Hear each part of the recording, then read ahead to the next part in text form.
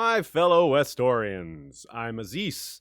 With me is Shae, and this is Valar Rereadis, a journey through the books for people who have made the journey before, brought to you by people who have made the journey many times. George R. Martin has said before, and will say again, this series was designed to be reread. We're your tour guides on this reread journey, but even we doing this full-time can't catch everything. It's a group effort. If you're watching live, you can feel free to ask live questions. You can also do so in advance by joining us on one of our social media platforms like Facebook, Flick, Discord, or Slack. And you should be able to find links to that in the episode description, whether you're listening to this afterwards on podcast form or watching the live or after live video. What do we call that? The after, when it's not live anymore? Just not live? Just recorded? I don't know. Anyway.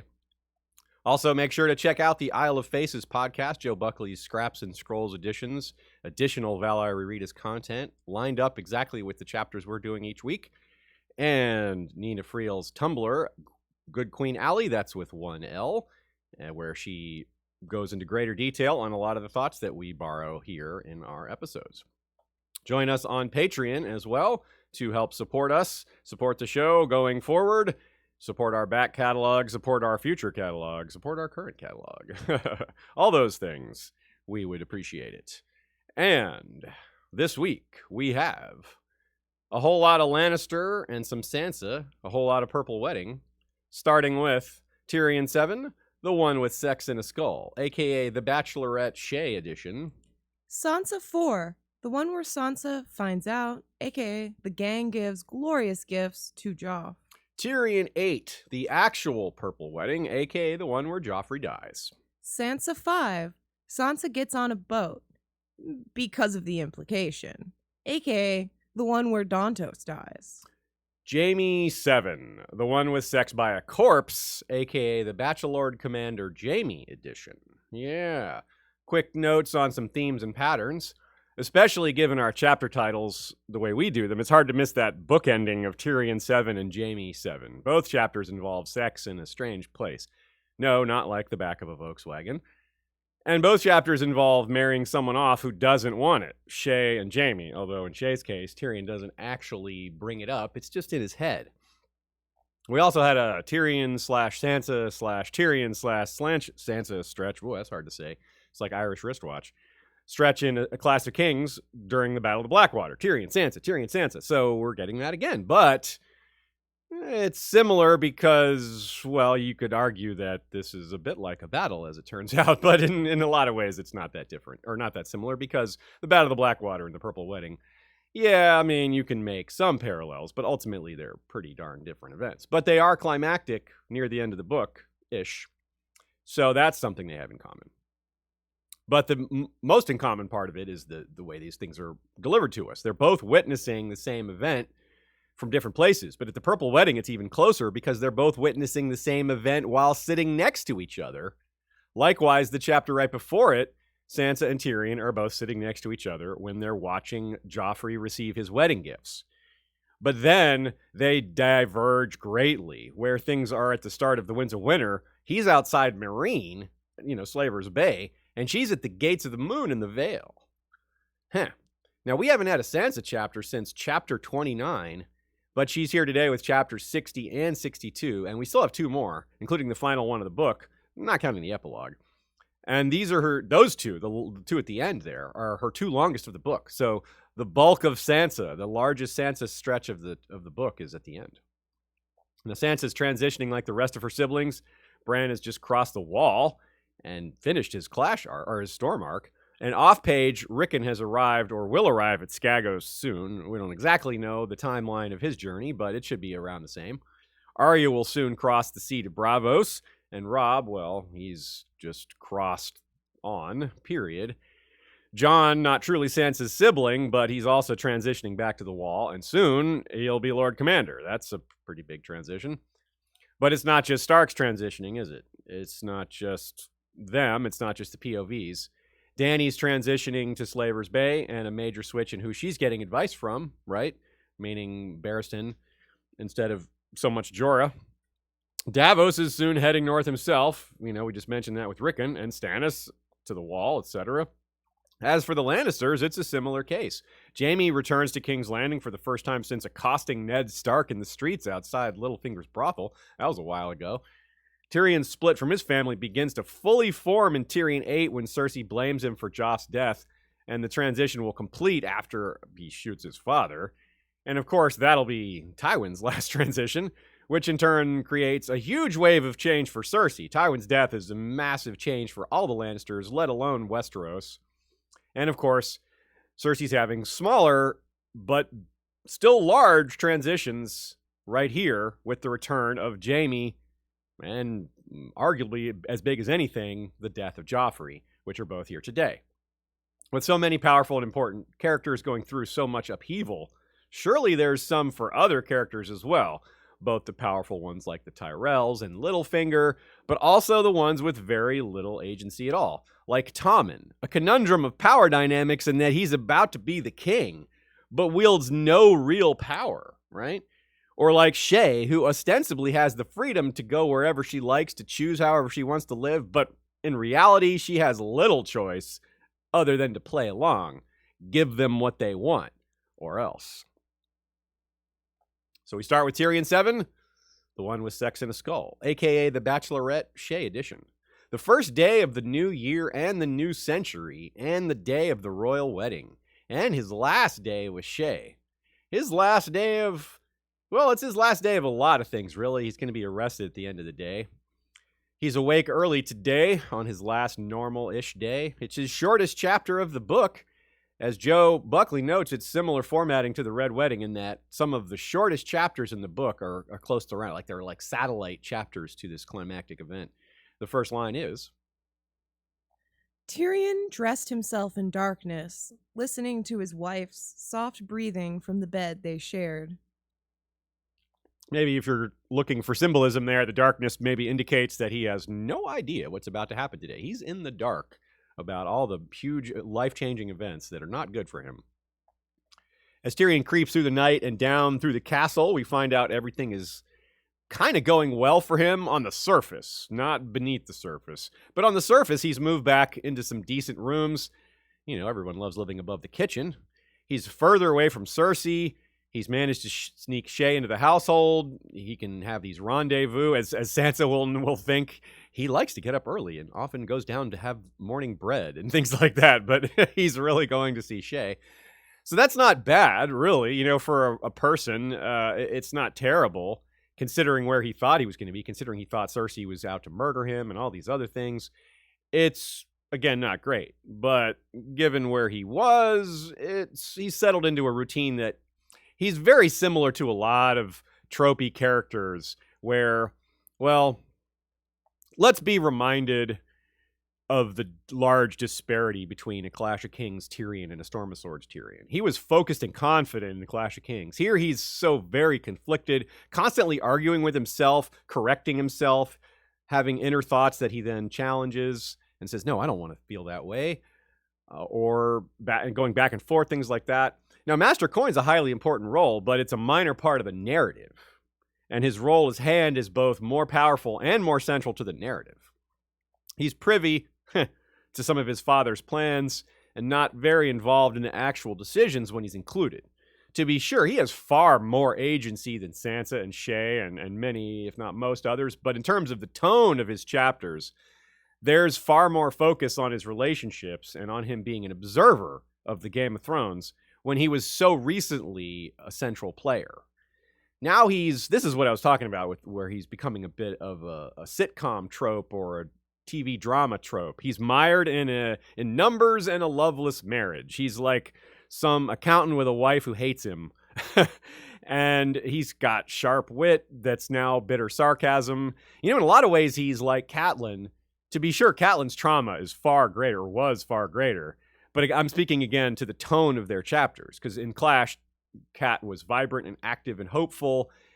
She felt terror about a lot of things, but she definitely still had hope and was moving around and doing stuff. And then she just kind of had to park it at River Run and the twins until the end there. And Tyrion's been parked at King's Landing, just having politics pass him by. Tyrion understands the obvious to some degree, that Sansa is suffering and traumatized as well. But she doesn't have this feeling of hopelessness that he has, because she has a chance to escape. And that can change everything for her. He recognizes, too, this awful conundrum that his family's victory is tied to her family's suffering, and thus her suffering. But he's not feeling victorious because, well, as much as we like to say Tyrion has a lot of dark to him, he's not a monster in, all things considered.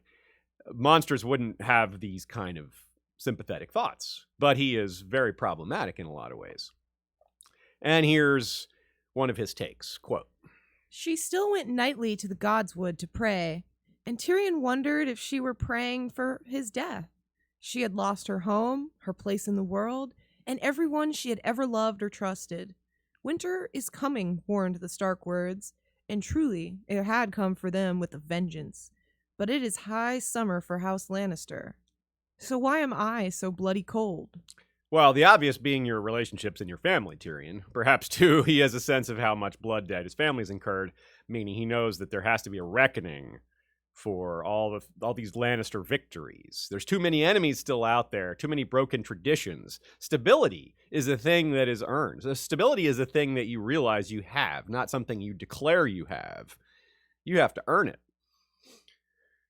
Another thing about Tyrion has a difficult time with any sort of trying to make other people feel well. Other people, he struggles with being sensitive to other people in the actions phase of it. He understands in his mind that when people are hurt or when people are feeling unloved or feeling lost, but he's someone that has been scorned and insulted his whole life. He doesn't have practice with receiving that kind of kindness. Thus, it's hard for him to find the right words and know how to handle it, because it's not something that's ever been given to him.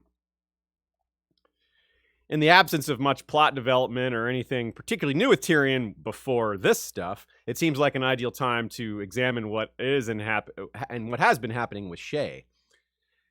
Shae says, "I love you" in this chapter, and some people will later call that a betrayal. And I don't think that's true. I mean, I don't think she actually loves him. She's a sex worker and she's doing her job. But Tyrion isn't fooled by that either. I mean, he wants to believe it, but in his mind, he knows it's not true. So I don't think this is a betrayal, and certainly nothing bigger than any betrayal Tyrion has done to her. And, well, it's difficult because society, as it is set up in Westeros, only allows for so many avenues for women, especially lowborn women like her. And this is just part of her survival instinct and being a good sex worker by what she believes that is. Nina suggests this chapter is Tyrion at some of his least sympathetic, and Joe Buckley says the same. So both of our contributors independently kind of said the same thing, and I kind of tend to agree. Even though he's trying, again, he's just not very good at this, and also he's drunk throughout all these chapters. That's not an excuse, but it is a description of his state of mind. And as we go through these chapters today, he's only going to get drunker and drunker. So, yeah, that is how that works, right? Keep drinking, you get drunker. Yeah, you needed me to tell you that. Winter is coming for House Lannister, and sooner than Tyrion realizes, perhaps. In hours, not just weeks or days or years. George tells us his own view on it, this whole business of monsters and maidens, I think. Tyrion jokingly suggests she's calling him a monster, and she retorts, "No more than I'm a maiden." But Shae is a maiden in the sense that young and reliant on others for protection, right? Not literally a maiden, but she's figuratively one. And Tyrion is not really a monster, but he is one in some ways figuratively. To others, he appears monstrous. He gets treated like one. Like I said, inwardly, he's not evil, but he's spiraling, he's traumatized, doesn't have much hope. And people in that state of mind are more likely to do things they'll regret, things other people will regret, etc. In his own way, the elite noble class version Tyrion's a broken man, right? We talked about the broken Karstark foot soldiers and cavalry who are much lower on the social chain. So Tyrion is this version of that, but the elite noble version. It's more passive. He's drinking and stressing and working, and yeah, it's that familiar story. And then they pushed him too far. Now, the other thing about the Monsters and Maidens game that Nina points out here, it's Shae creating something unserious. She's trying to keep it light for him. Like it's another. Some people say this is a bit of her naivete or her being too young, but I think this is exactly the kind of thing that Tyrion needs, except that it's at the wrong time. Not Shae's fault, because she has no idea. He's at the end of this chapter deciding to marry her to Talad the Tall. Now, here's something interesting, backing up a little bit to a very little mentioned character that's interesting. Tyrion hires a woman named Brella. Remember when Tyrion was complaining to his father? He's like, I'm pretty sure my wife's maids are spying on me. Like, Tyrion, just fire them. And so this is the fallout, not the fallout, but the extension of that story. Tyrion hired someone named Brella because she ran Renly's household and had, quote, given her a deal of practice at being blind, deaf, and mute, which is not only a hint towards Renly's sexuality, because what would she have to be so blind, deaf, and mute about?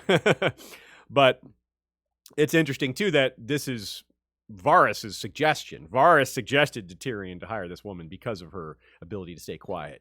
So we have to wonder if, A, Brella was a source for Varys inside Renly's camp, and or B, is he a source now? Or she a source for him now? If one, then probably the other.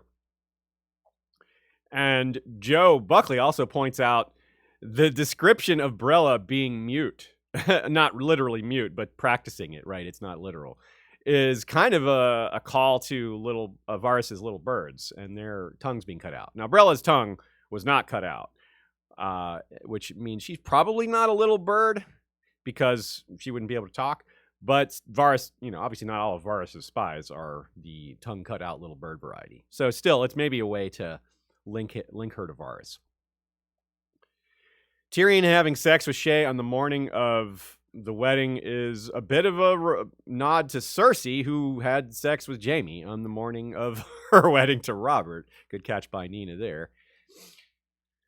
Tyrion considers placing Shae in Shatia's, which is kind of another nod to Tyrion and Tywin, because as we've discussed in the past, the tunnel to Shatia's was almost certainly built by Tywin, and this is just yet another connection or similarity where the son of Tywin is hiding what he thinks needs to be hidden in the same place.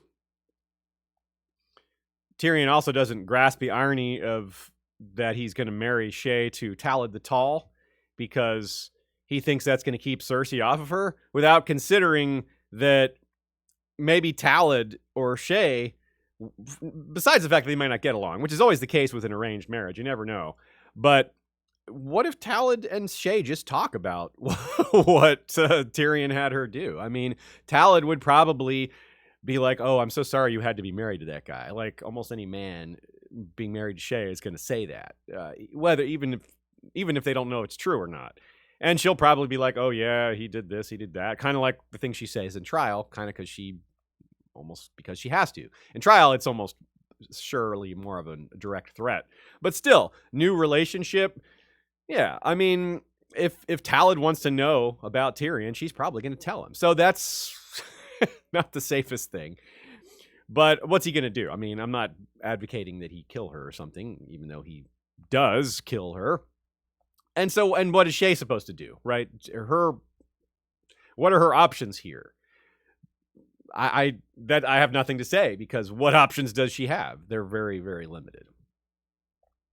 Varys puts his soft slippered foot down with Tyrion on the issue of Shae. I think he's being honest when he describes his bafflement with Tyrion and his relationship with her. He tells him straight up that he's not going to lie to Cersei about Shae. He says, look, you've chosen, this is the perfect place to draw the line for me being Varys. He says, look, they're going to kill me if they find out I'm overly favoring you. I have to give Cersei something from time to time. I have to be useful to them, legitimately useful, like actually useful, not just pretend useful.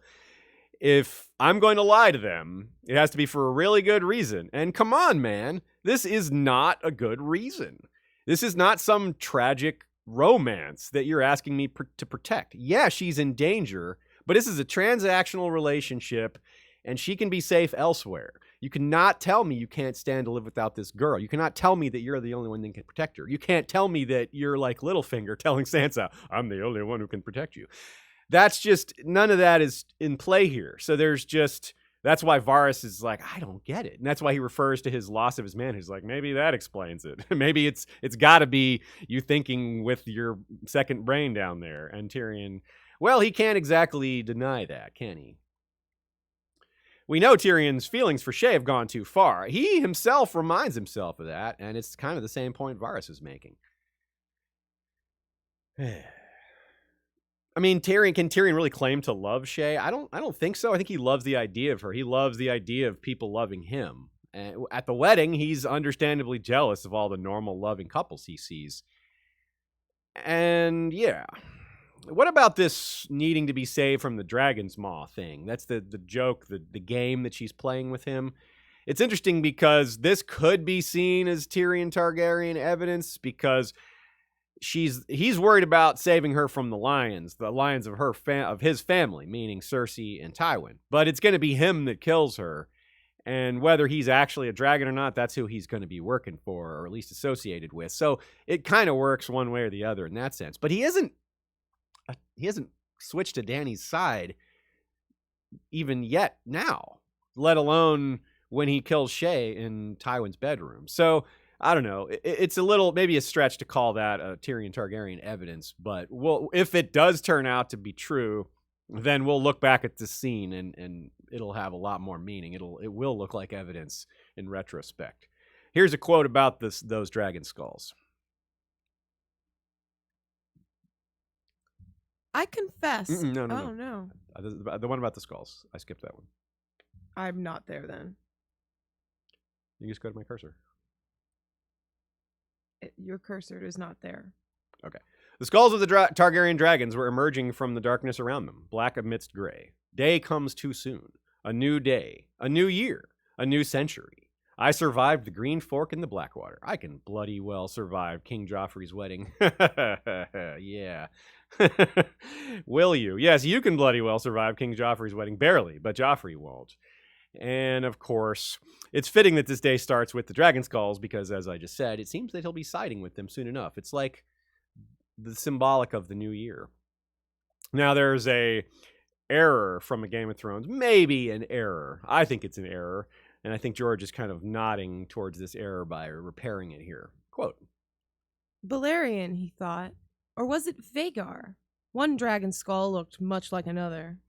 This could also be the subtle hint to the switch Varys was supposedly able to carry off between Phagon and some random baby. One dragon skull looked very much like another. One dragon looked very much like another. That's kind of what Illyrio will say to Tyrion. As far as the Golden Company is concerned, one dragon is very much like another.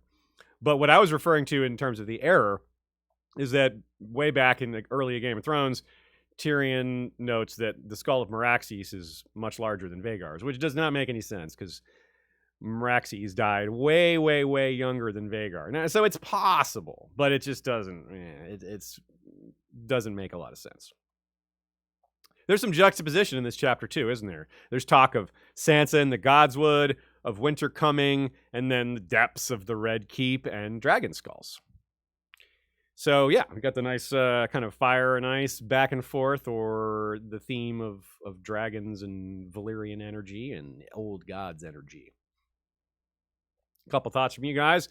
Yeah, the interesting how George likes to use colors for some of these big events. Now, of course, to be clear, the Purple Wedding is a fan term, not an in-world term. The Red Wedding, however, is, and so is the Battle of Blackwater and the Green Fork. And, of course, Tyrion, Green Fork, Blackwater, those are the colors of his eyes. Not sure if that's intentional, but it sure is cool. And then with purple, well, he's heading off to royalty.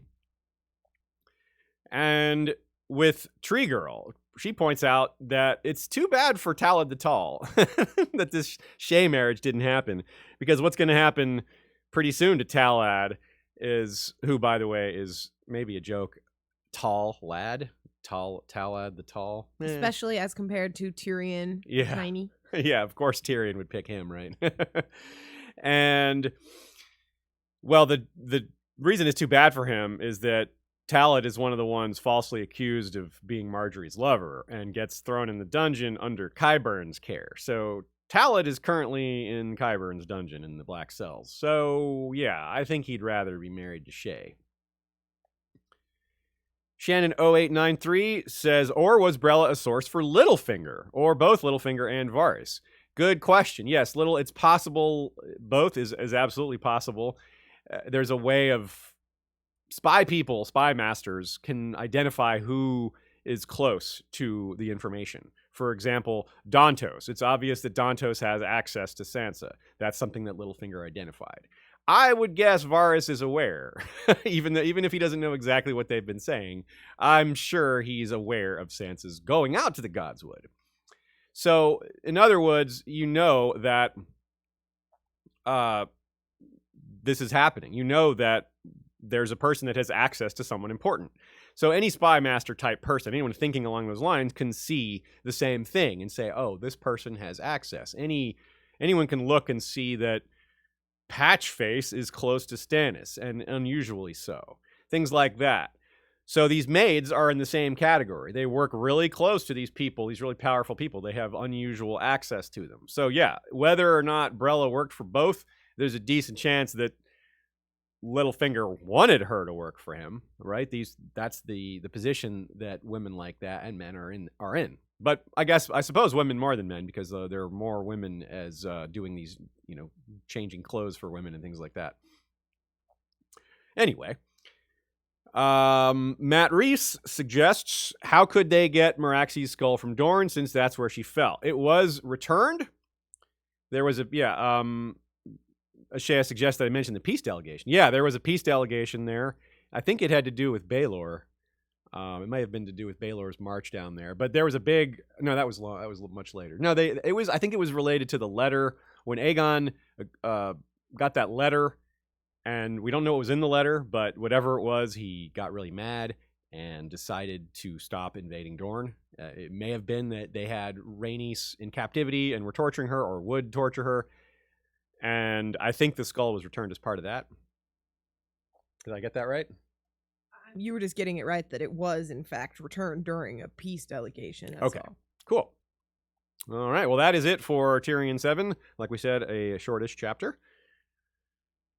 Sansa 4. The one where Sansa finds out, a.k.a. the gang gives glorious gifts to Joff. Honestly, it isn't really the one she finds out. She found out off page. It's just the first one we've had since then. And, well, she was spared the worst details.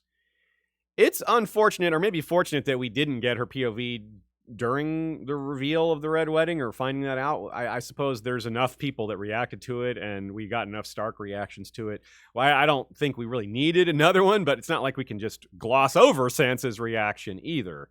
So you gotta really... It still needs to be handled one way or another. It's unclear if what happens with the direwolves, though. Sansa's disconnection from Lady is maybe not a permanent severing entirely from the wolf network, for lack of a better word. Maybe she felt some of the same echoes that her siblings felt. Maybe it would have been fainter. Maybe she could still feel a connection to Grey Wind, because all the wolves were connected. Maybe her connection depended entirely on Lady, but maybe there's still some tendrils of out there in the ether that would enable her to feel these things, or at least sense them on some level. Here's the first line of the chapter. That was such a sweet dream, Sansa thought drowsily. Yeah, so that's interesting, isn't it? It's she's past the point of having the bad dreams, or she has had them, and maybe this is a standout for her. It's like, wow, I actually had a good dream for once. It's also maybe a meta way to remind us that we haven't seen her POV in 31 chapters. It's like she's been Sleeping Beauty, maybe? Now, as an aside here, I forgot to mention this at the beginning. Has Shae been putting headgear on me? I have indeed. Currently, Aziz is a roll of toilet paper on empty shelves. Well, I'm valuable. Yeah, that's what I was saying. You're highly desired. Wow, is that a way to? You're trying to get people to like donate more money by making me look like I'm toilet paper? Yeah, give us money and we'll send a part of Aziz to you. Whoa, that's like Bolton stuff right there. Just as the Tyrion chapter immediately before this one begins with him noting that Sansa is dreaming, this one begins with her waking up from a dream because it's the same moment. This is the same first day of the year. It's the same first day of the year 300 after the conquest. The day of Joffrey and Marjorie's wedding. A day that will live in infamy. But the infamy isn't until later in the day, right? And to her, it's going to be the day she wound up in Littlefinger's clutches. So it'll live in infamy for different reasons for her, but some of the same reasons.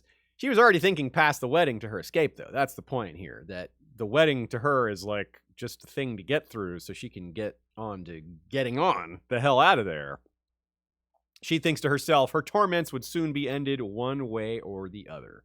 Yeah, that's a really good way to, as Joe puts it, ratchet up the tension for this wedding. We've already got Tyrion's concerns over a family tiff, and, well, Sansa's putting it all on the line here. She knows that how badly this could go. She doesn't seem to have any naivete about what happens if she gets caught. She's certainly still naive about plenty of things because she's young. She's 13. But she's very aware that failure here likely means her death. And that is true, probably. I mean, she's not wrong, so she's definitely not lying to herself about that. Look at this really, really nice quote here. Wispy banners swirled from atop their towers and reached for the fast fading stars. The sun was coming up behind them, and she watched them go from black to gray to 1,000 shades of rose and gold and crimson. Soon the wind mushed them together, and there was only one castle where there had been two. That's pretty cool. There's a couple people that weighed in on that one with the interpretations of it. One that I particularly like came from Archmaester Emma, suggesting that it's the marriage of the two houses being shown here, castles coming together. But Brella, a minute later, walks in and is like, oh, it's a castle, huh? It looks ruined.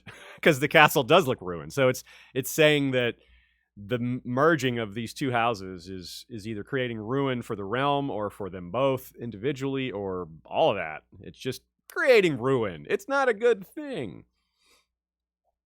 As for the beginning of the feast itself, Sansa confirms for us that it's Joffrey that she fears because, well, he's threatened to come rape her. I mean, of course she's afraid of that because who's going to stop him? It's a bit sad and a bit ironic that her and Tyrion share something so strong. I mean, they've been struggling to communicate. They don't get along, for obvious reasons, but they actually have several things they could connect over if they knew that they were both having these thoughts. This is a great catch by Joe, that if they could bond over how scared they are of Joffrey or how dangerous he is. Of course, that would probably have made their trial worse. Not that Tyrion's trial could have been any worse.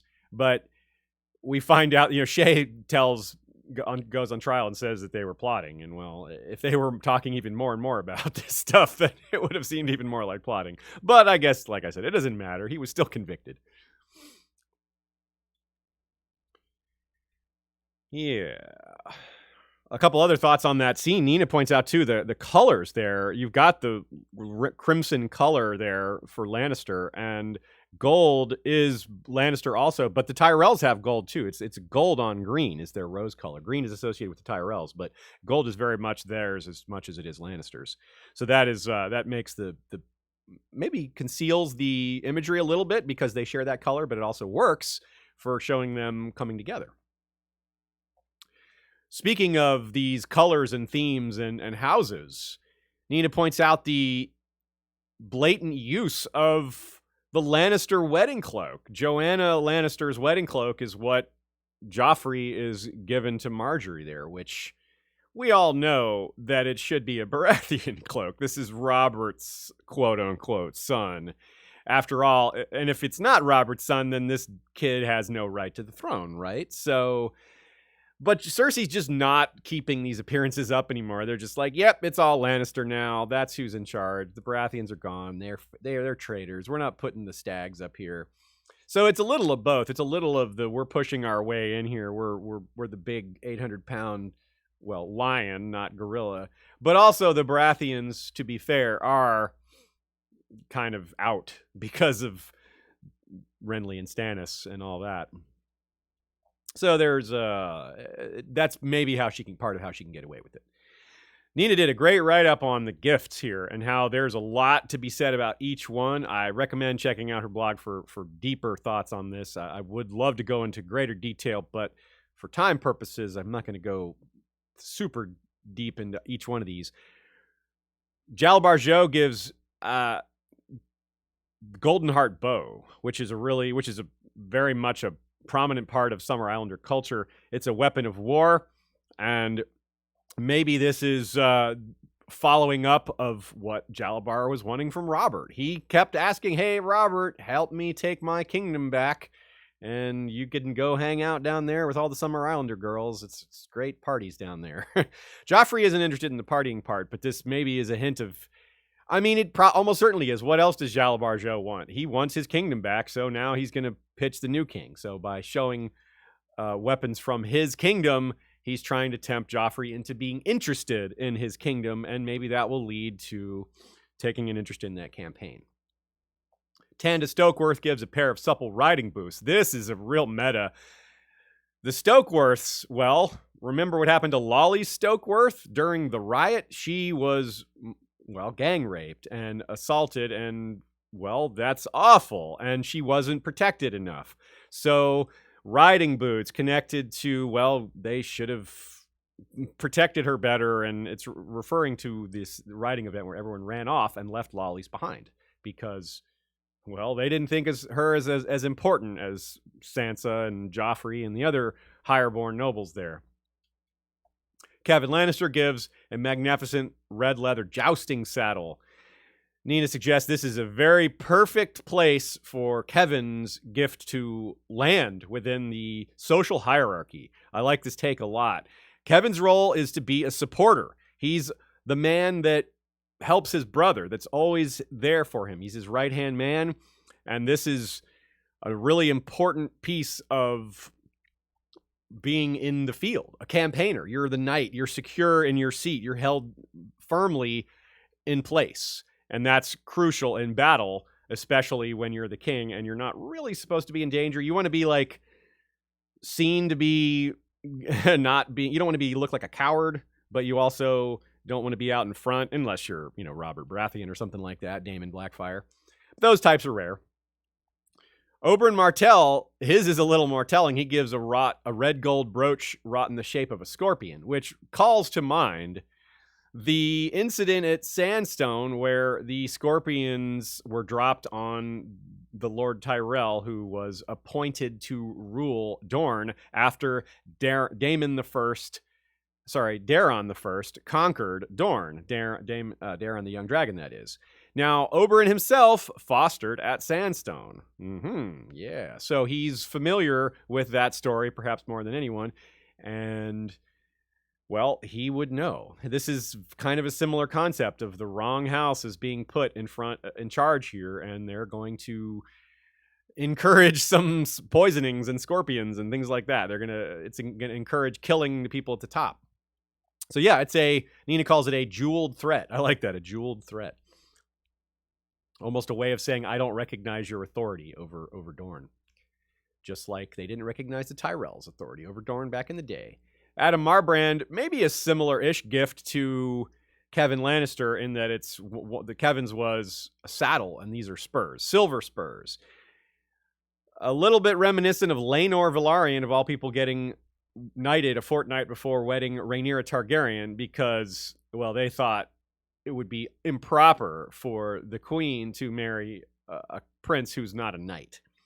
And this is kind of similar. They're not actually knighting him, but it's creating the image of knighthood, giving him the tools of knighthood, giving him all the accoutrement that a knight would have. And it's kind of on a silver platter because they're silver spurs, which is very appropriate because he's not doing anything to earn it. So it's being handed to him. And Adam Marbrand, kind of like Kevin Lannister, is very much serving a role. He's a part of something larger, and he knows his place. And that's one of the reasons Tywin likes him. he's a lot like Kevin. Mathis Rowan gives a red silk tourney pavilion. Now, not long before, it was Rowan who was disgusted at Tywin's hypocrisy over the deaths of Elia and her children, and how he would blame other people for it when it was almost certainly directly him, if not almost directly him. And this could be a reference to that disgust, because what happened was when Tywin brings the mutilated corpses of the 2 baby Targaryens, he had them wrapped in crimson Lannister cloaks so that the blood did not show so badly, and that, made it look less brutal. And so this is maybe a nod to that, of all this red silk tourney pavilion is a way to hide all the blood that the Lannisters spilled to reach the top here, including the blood of Robert himself. A man who loved tournaments. Paxter Redwine, a beautiful wooden model of the war galley of 200 oars. Now this is blows all the other gifts out of the water except for the Valyrian steel blade. And of course, we all are partial to the book, but let's be honest, this book is not worth as much as a royal war galley. Good Lord. 200 oars. I mean, this is a huge gift. And of course, this is a man whose sons are, in captivity. And now I believe this got them freed. I think he had one of them. They sent one back and the other was captive. And I think maybe soon after this, he gets the other one back. But I forget the exact timeline on that. When we get to that, we'll be more specific with it. Now, of course, Tyrion and Sansa, the book, Lives of Four Kings. This is... obviously, Tyrion can't be thinking that Joffrey's going to like a book. But he is sending a message. And, well, the guy who wrote this book, Archmaester Caith, or whatever his name was, he didn't have a high opinion of Aegon IV. I mean, that's... go figure. Aegon IV was terrible. But... And honestly, Robert has more in common with Aegon IV than Joffrey does. But Joffrey has a lot of Aegon IV vibes. And had he, been allowed to reach adulthood, he quite possibly would have been even worse. He was starting to talk a lot like him. The whole thing about, I'm going to come sleep with you, Sansa. That's very Aegon IV-ish. Now, also, of course, there's the other 3 kings that are mentioned in that book. We have Daeron II, we have Baelor the Blessed, and we have Daeron I. Now, Daeron I is maybe the most like Joffrey, except he was competent. But he just started an unprovoked war with Dorne just because he wanted to accomplish something that his forebears didn't. And, well, like I said, I don't think Joffrey, if he tried to invade something, it would probably go more like Aegon IV than Daeron I, which was a total disaster. But the idea of being willing to make unprovoked invasions, that does sound a bit like Joffrey. More on these 4 characters in a minute. There's a better... We've got more analysis on these 4 kings and how they apply to this, but we'll do that after the rest of the gifts here. Mace Tyrell gives a golden chalice 3 feet tall. Now this, of course... This is the chalice that Joffrey drinks out of, that dies from. It's huge, in part because, they want to be able to control it and see it, and they need to know where it is at all times, right? It's really important. If you're going to slip the poison in his drink, it helps a lot to have his cup be extremely visible and so you know where it is at all times. See, I've got a question there, sure. Which is, that really speaks to how potent, I guess, the poison is. Like, think about how much liquid was in there. That's a good point. Like how watered down it would be by the time you drank it.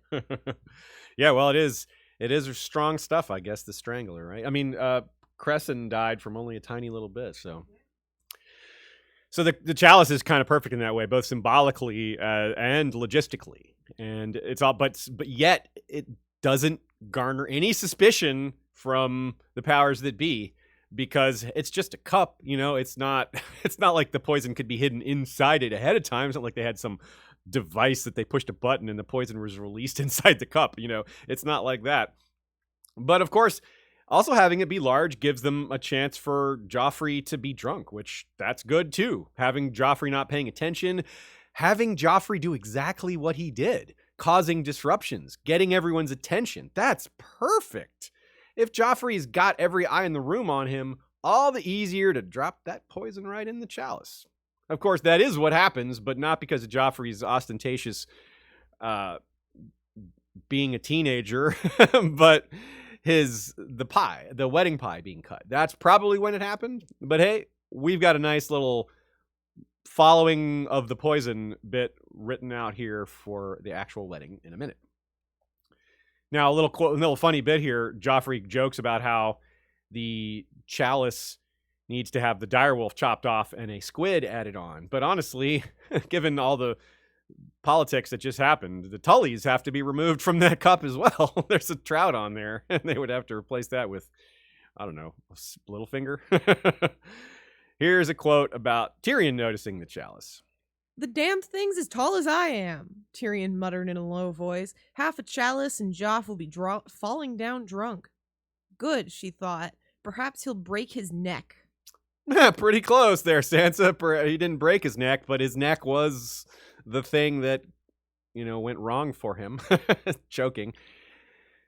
So Tywin gives Widow's Wail. Now, this is, of course, fancy, and amazing, but, of course, we hate it because Joffrey doesn't deserve that sword, and we know who that sword used to belong to. And we know Tywin has lusted for this moment. He's so happy to be able to have the sword in his family. And, of course, the sword being so very Lannister-looking, not just in its ornamentation, but in the blade itself.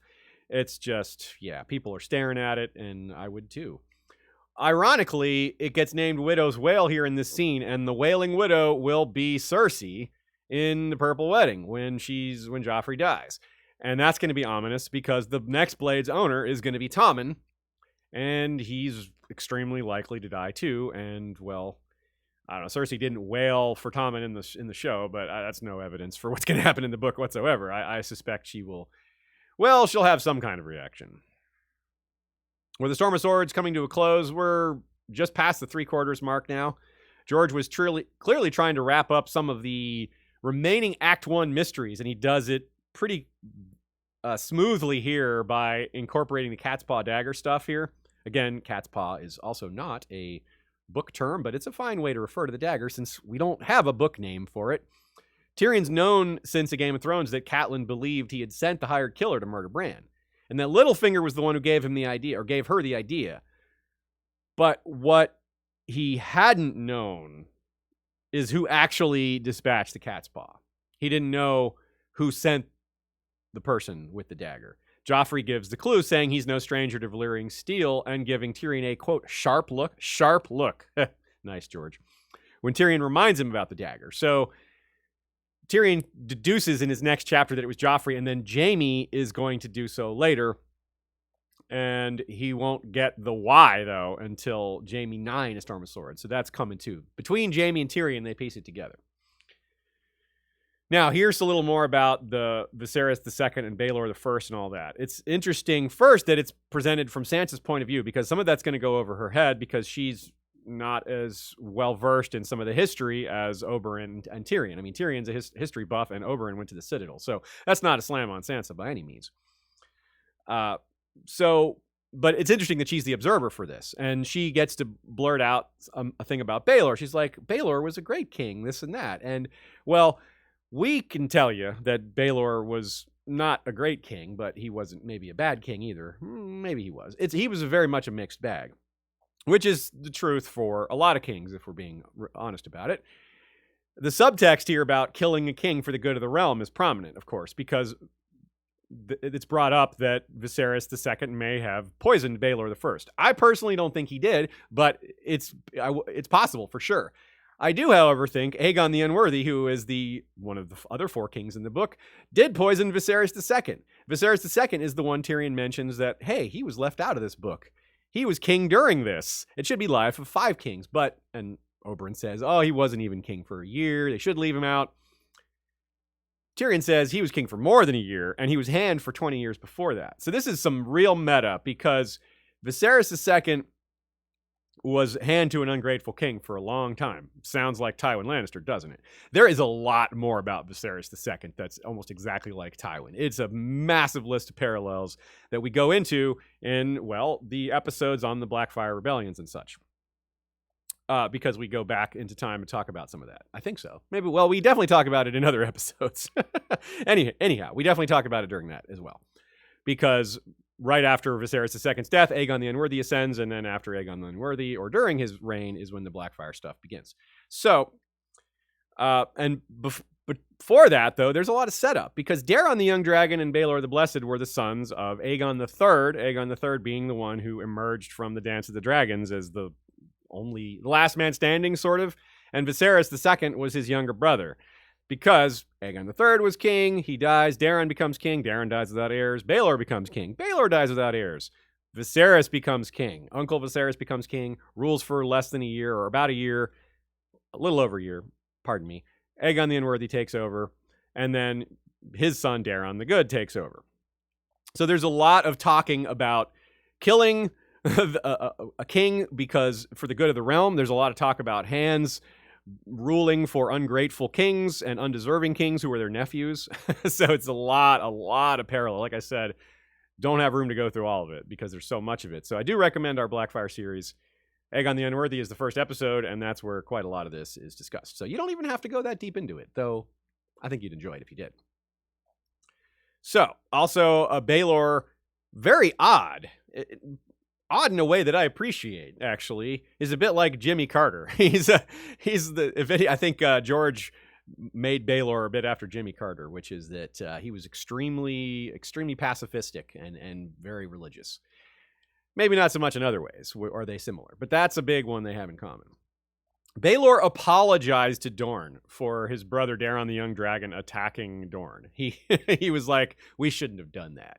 You don't owe us anything. We owe you. Even though half the realm is mad that Daeron was killed in a parley, Baelor's like, yeah, but that's nothing compared to us attacking you with the full might of our armies. And he's right. I mean, that's true. They had no right to attack Dorne.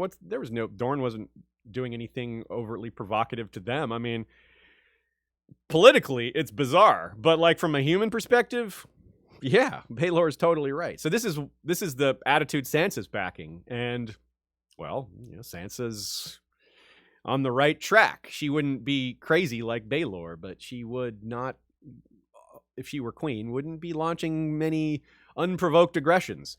Now, of course, Tyrion says, hey, don't listen to anything you hear in a song. The singers love to inflate people like Baelor. Now, Sansa has been hearing this nonstop, and she's just going to keep hearing it, as if one of Littlefinger's going to be saying it to her again in a minute. She's like, eventually she's going to be like, yeah, I know. Don't believe everything you hear in a song. I know. Thank you for the 10th time. All right, let's get a few thoughts from you guys, a few random thoughts. Another one about Sansa here is that at one point she thinks she's nervous to the point where she feels like she's swallowed a bat, which is funny because her grandmother's sigil is the bat. Josh Davis sends a super chat, says Happy Easter or Chocolate Day or whatever you wish it to be. Thank you for that from down under. Yeah, I don't even have any. I do have some chocolate. Yeah, I do have a little chocolate. I was thinking I was out of chocolate, but lucky me, I have some chocolate. You have ice cream. Hell yeah. Quarantine's best friend. Khaleesi Tarvarian says, I love how George uses black amethyst as the poison since amethyst was historically used on or in wine cups to prevent drunkenness. Well, I did not know that. That's pretty neat.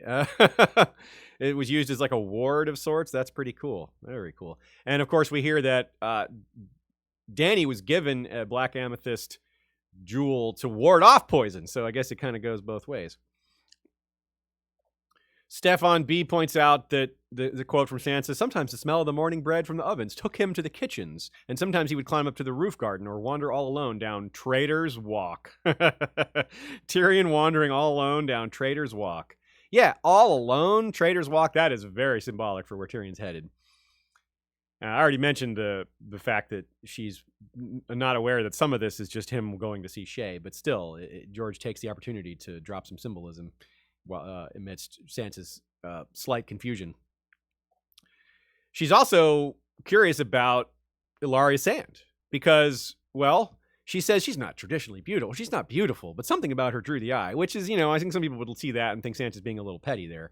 But, and, I guess kind of she is being a little petty there, but it's a question of what Sansa's used to. Sansa's, again, 13, and she's been told that a very specific thing is beautiful. Like, the way she's been taught to dress and be is beautiful, and very little else fits into that. And so she's kind of being introduced to a new version of beautiful, and I think she kind of gets it. She's struggling with her culturalization here, her socialization, because she's like, she doesn't match the things that are supposed to be beautiful based on her worldview, what she's been taught. But she's independent thinker enough to realize that something's not quite right about that. Something's off, and that's why something about her is drawing the eye, because she's starting to question maybe those beauty standards that she's been taught. Bronwyn Haller points out that the day she needed courage, this day that she really needed courage most of all, because she knows what she's about to face, is the day she has this happy dream, which is, if you're being optimistic, that could have something to do with the werewood net stuff we're talking about and her connection to the direwolves still. If she's still got some sort of connection to the direwolf network, I struggle to give it a term, then this may be where that strength is being drawn from. I like that a lot.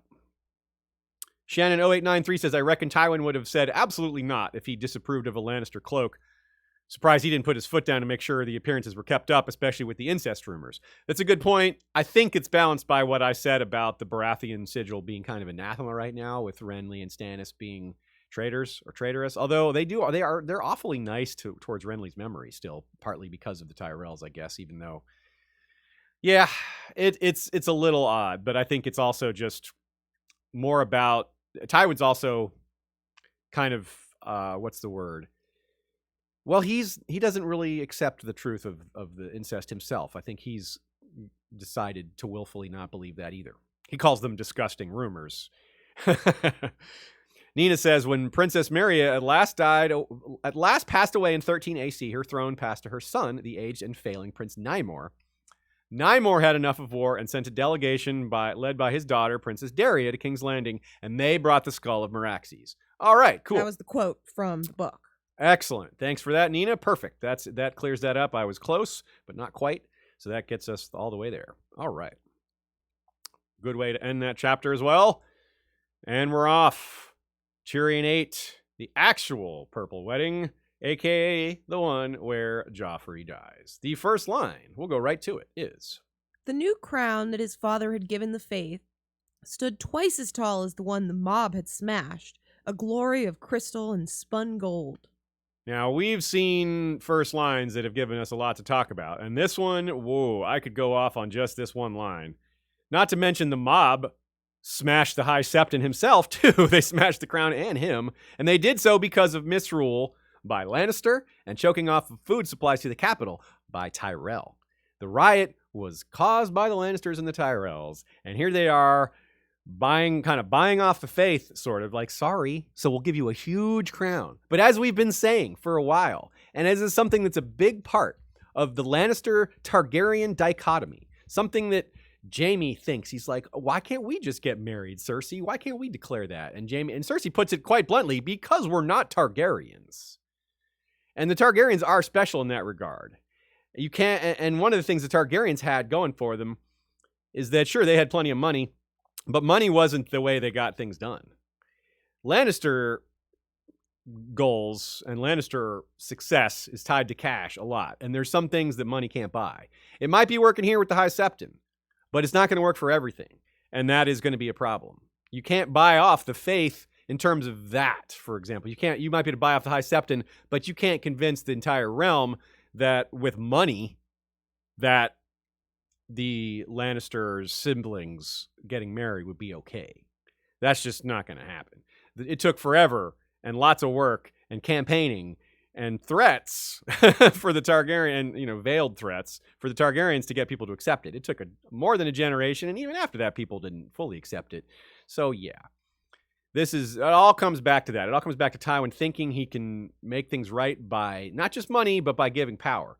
It's the same thing he does with trying to rearrange the marriages after Joffrey dies, etc. It's all comes back to that. This High Septon, by the way, is the one that will be killed on Cersei's orders, too. So, again, the High Septons have not done well by their closeness to the Lannister regime. So I do think that of all the times when the faith is against the Lannisters, well, you can see how much of this is earned. They earned this hatred of the faith. So Lancel confesses to this High Septon. And that's why Cersei has him killed, because, well, she can't have that getting out. Tyrion's bitterness is as evident as ever, and like I said a couple chapters ago, it's in part because he's just steadily getting drunker and drunker, and he's already bitter, and he's already tired because he spent much of the night with Shae, so he's didn't get a full night's sleep, he's anxious, he's doesn't want to be there, and yeah. The food's going to help to settle his stomach a little bit, but in terms of his state of mind, it's very important to keep all that in front of you to know, especially the drunkenness, in my opinion. He's just trying to get through this, really. Tyrion is. He's dreaded this day for a long time. He spoke out against the expense of it all, and now he's worrying that Joff is going to come after him because of the provocation over the dagger. So that's a great little distraction by George. He brings this small little mystery back, one that does need to be cleared up a bit, and uses it as a distraction for Tyrion and for the reader. It's funny that Tyrion figures out that Joff is the murderer on the day Joff gets murdered. And ironically, he thinks how he'd believe more in the gods if the statue of the father fell over and crushed Joffrey like a dung beetle. There's probably lots of people who would wish for Joffrey's death on the regular, or in Arya's case, he's actually on her list. So, yeah. So it's just lots of little jokes about wishing Joffrey would die, like the statue, Sansa thinking about him falling down, breaking his neck. Just, but it's meant to be double entendre, sort of, or like a little nod to what's about to happen. But it's also realistic. I mean, if Joffrey were really king, people would be wishing for his death all the time. People who didn't know him personally, even. I mean, real world, world leaders that don't do their job, that happens all the time. Official events mean spending time with Sansa. And the point there is that Tyrion and Sansa normally can kind of avoid each other. They don't have to spend a lot of time together. They have this loveless marriage. They have certain events they must attend together, state functions, and this is one of them. The gifting session before that, and now the actual wedding. They have to fake it through 77 courses. And the thing about this is, remember how I was talking about people who are adept at playing spy games, people who are observant, the Varys and the Littlefingers and the Olenas, things like that. They're going to notice a lot of this about Tyrion. Tyrion is a weak point. He's the proverbial weakness that they can sniff out. Weakness isn't always a military thing. We brought that point up with Rob. And anyone considering Tyrion would realize this, that he's disaffected, he's unhappy, he's in a loveless marriage, his father doesn't treat him well, Joffrey and him keep clashing in front of everyone, so that's just extremely present and obvious. So it's easy to see why Tyrion would want to leave early. It's easy to see why Tyrion would not want to be very much at the wedding. In fact, certain people like Littlefinger contrived to be out of town during it. And by the way, where is Varys during all this? Where is Varys? He doesn't appear again until he appears in the morning to talk to Tyrion about Shae, and then we don't see him again throughout the wedding, as far as I can recall. So that's pretty interesting. But what's more suspicious is the courteousness of Sir Garland the Gallant. I see a lot of people in the fandom praising him and being like, "What a genuine nice guy!" And he's so friendly, and it's a light, it's a ray of sunlight in all this darkness. I'm sorry, y'all. I really don't think so. I'm sorry to. Maybe I'm just wrong. Maybe Nina's wrong because she agrees with this point as well. Garland's purpose is he's part of it. He is there to make sure Tyrion doesn't leave. And the best thing you can do to make Tyrion want to stay is to give him praise, man. That dude is starved for praise. He is starved for recognition, starved to be loved a little bit, to have anyone say nice things to him. He's so hungry for that. And Garland just does it the whole time. He's just like praising him. It starts back during the gift giving when Joffrey chops the book up. Sir Garland's like, "That was ill done, Your Grace." And this is part of why it's so sneakily done. Tyrion was already in a bad mood thinking about how little credit he's gotten before the feast. He saved that bloody crown for him, he says about Joffrey, and when Tyrion's waiting to greet the newly married couple, he thinks about how the crowds are cheering for Marjorie because she had belonged to Renly, the handsome young prince who had loved them so well, who had come from beyond the grave to save them. He's like, what the hell? How does Renly get all this acclaim when he was a damn traitor and I saved the day? And no one's even talking to me. Like, I got sat way over in the corner here. No one kissed me. That's another thing that goes through his mind. They do all the little kissing of the royal families kissing each other, and Tyrion's left out of that. Honestly, like, if you're really, really focused on all the things Tyrion's being left out of, it's a lot, and that's part of why it's just too blatantly suspicious if you get into it that Garland just so happens to be seated there and just so happens to talk to Tyrion so nicely the whole way through.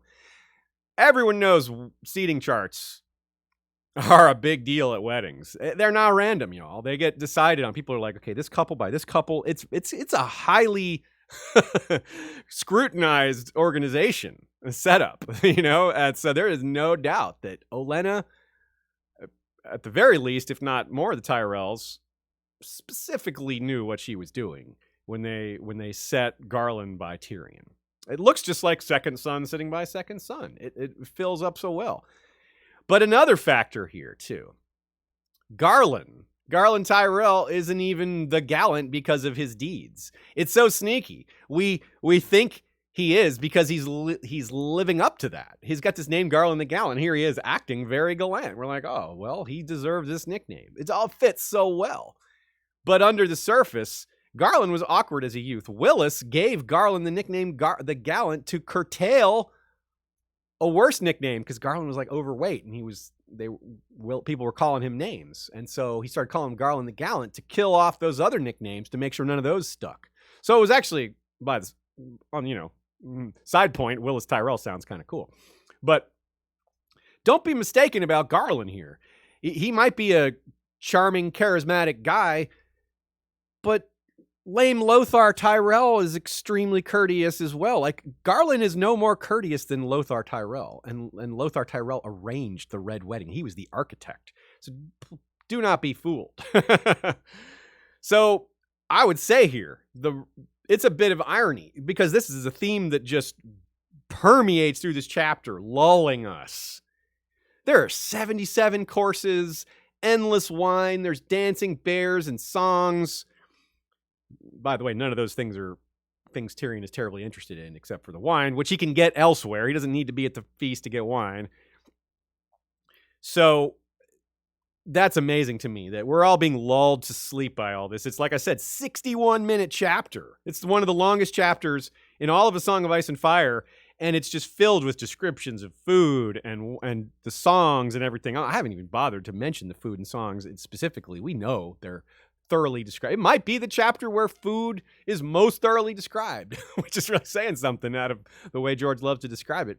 So this is lulling Tyrion, and it's lulling us. It's so much the opposite of the Red Wedding. The Red Wedding is ominous. There's the drums beating. There's so much dark foreshadowing. It's raining. This event, the weather's nice.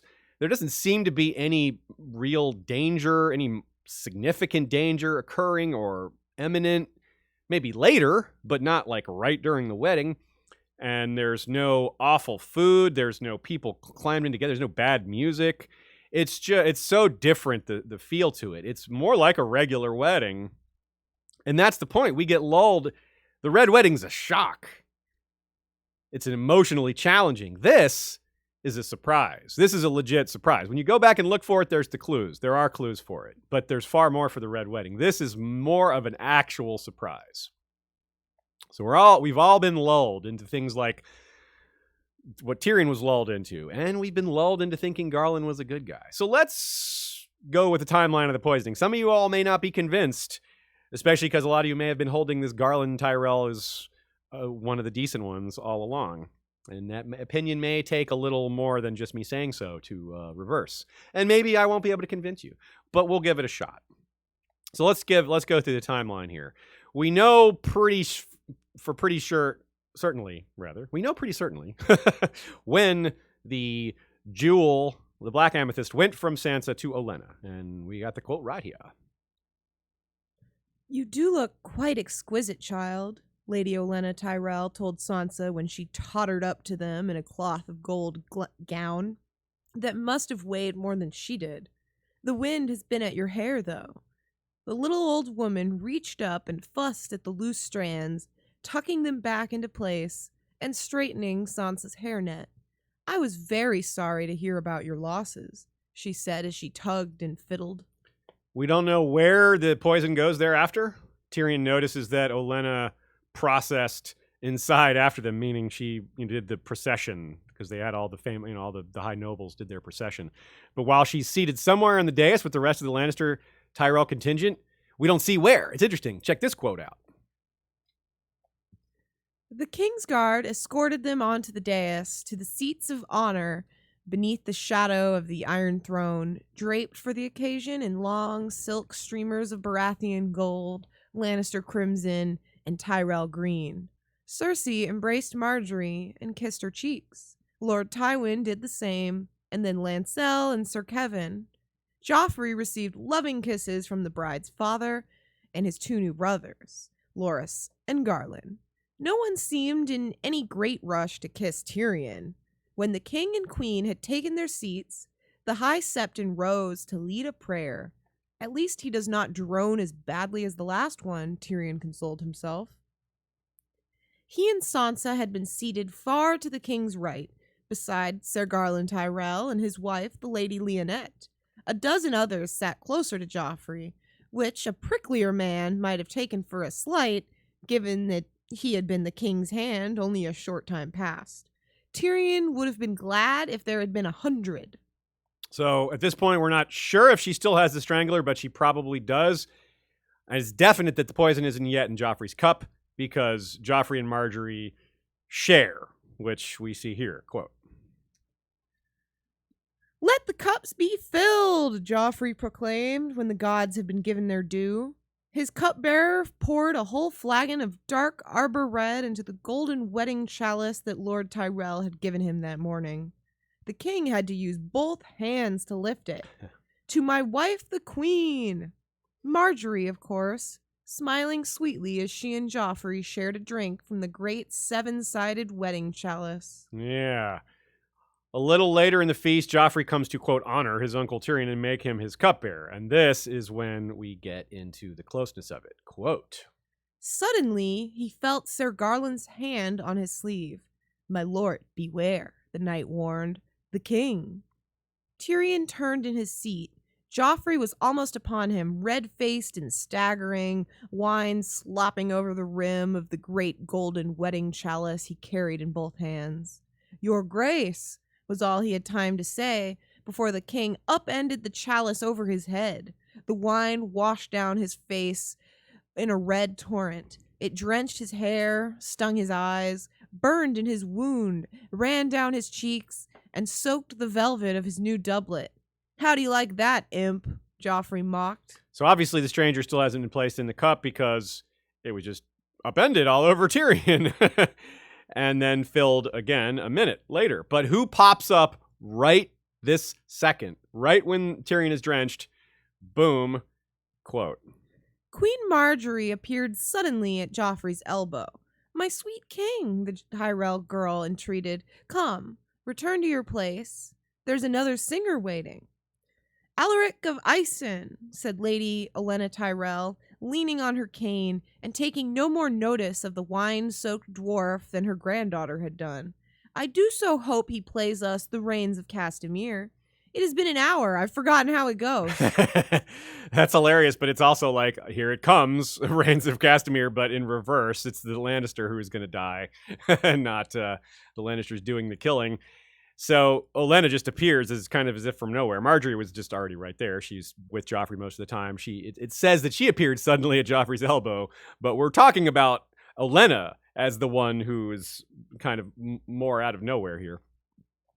Now, the next line, after Marjorie makes her plea, he's just not done yet. He's got more humiliation to drop. "I have no wine," Joffrey declared. "How can I drink a toast if I have no wine? Uncle Imp, You can serve me. Since you won't joust, you'll be my cupbearer. I would be most honored. It's not meant to be an honor, Joffrey screamed. Bend down and pick up my chalice. Tyrion did as he was bid, but as he reached for the handle, Joff kicked the chalice through his legs. Pick it up! Are you as clumsy as you are ugly? He had to crawl under the table to find the thing. Good. Now fill it with wine. He claimed a flagon from a serving girl and filled the goblet up 3/4 full. No! On your knees, dwarf. Kneeling, Tyrion raised up the heavy cup, wondering if he was about to get a second bath. But Joffrey took the wedding chalice one-handed, drank deep, and set it on the table. You can get up now, uncle. Your Grace, Lord Tywin's voice was impeccably correct. They are bringing in the pie. Your sword is needed. The pie? Joffrey took his queen by the hand. Come on, my lady. It's the pie. So Joffrey drank deep, and still nothing's happened. So that's how we know he still hasn't been poisoned. And when he does start choking, it's bam. And that's how it was for Crescent, too. And so we know this is seemingly how the Strangler operates.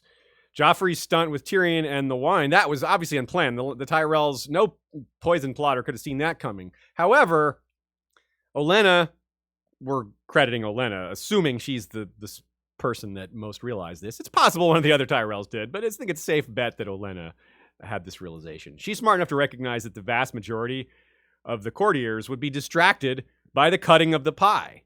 Consequently, they're not going to notice at the end of what's going on pretty much anywhere else, especially at the end of the main dais. This is probably when Olenna either,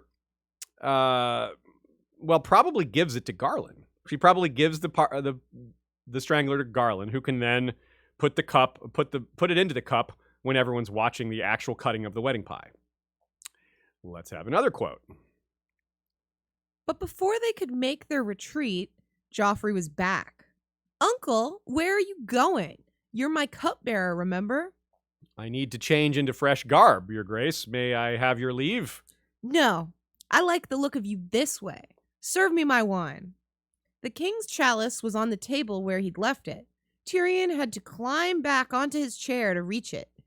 Joff yanked it from his hands and drank long and deep, his throat working as the wine ran purple down his chin.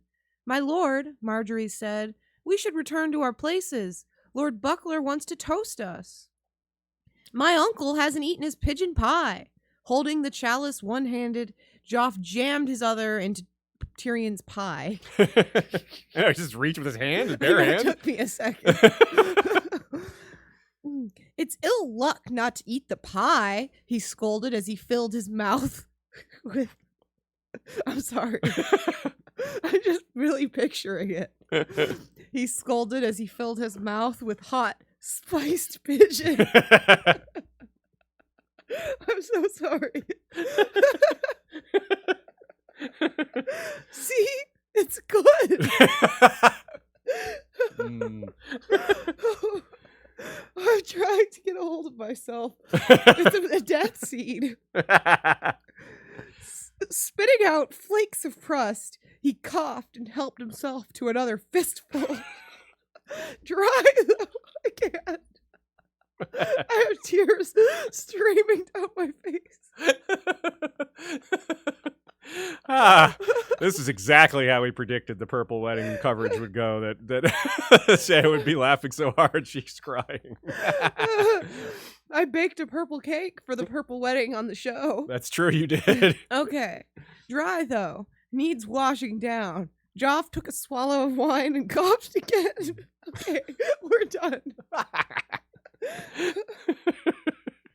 Okay, so the important part here is the chalice is still left where Joffrey left it. He goes all the way to the front of the room or back to the front of the dais to cut the pie, and the chalice was just left sitting there right by Garland.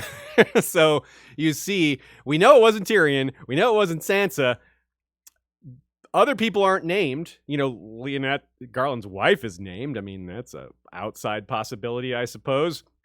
But really, The only other options are unnamed, like servants and things like that, and that just doesn't work. Some people have suggested, the pie could be poisoned. Some people suggested the cream on top of the pie could be poisoned. I really, really, really don't think so. The black amethyst is very well explained and filled out and foreshadowed and all that. I really, really don't think it was anything else, so I'm not going to spend much time talking about that. Also, Nina points that to the wine running purple down his chin might be a hint that now the wine is poisoned, because it wasn't before. The wine, the strangler is purple, black and purple, and there was nothing before that to hint for it. So I think that's it. It could be Olenna dropping the poison in there. She could have dropped it in the chalice before she went back to her place, but that's before she had gone to the front while the cutting of the pie was happening, or at least walked off a little bit.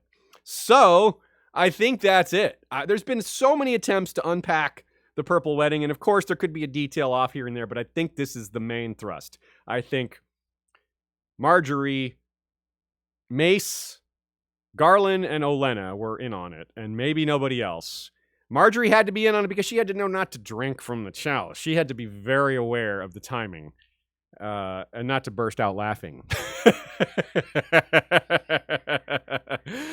Mace was probably aware because, well, it's the whole thing. He gives the chalice, and, he's got to be arranged with the seating. Although he doesn't do much during it, there's a chance Mace wasn't involved. I lean towards him being involved, but you can make an argument that he wasn't. I think he's the least of the four that I named. He's the one that's the most likely not involved. Olenna is clearly the most likely involved. She takes the poison from Cersei's hairnet, and obviously Marjorie having to avoid the cup is a pretty strong argument too. On the other hand, people point out that Marjorie didn't know in the show, but there wasn't a giant wedding chalice in the show. They weren't sharing a cup in the show, so that just wouldn't, there's no.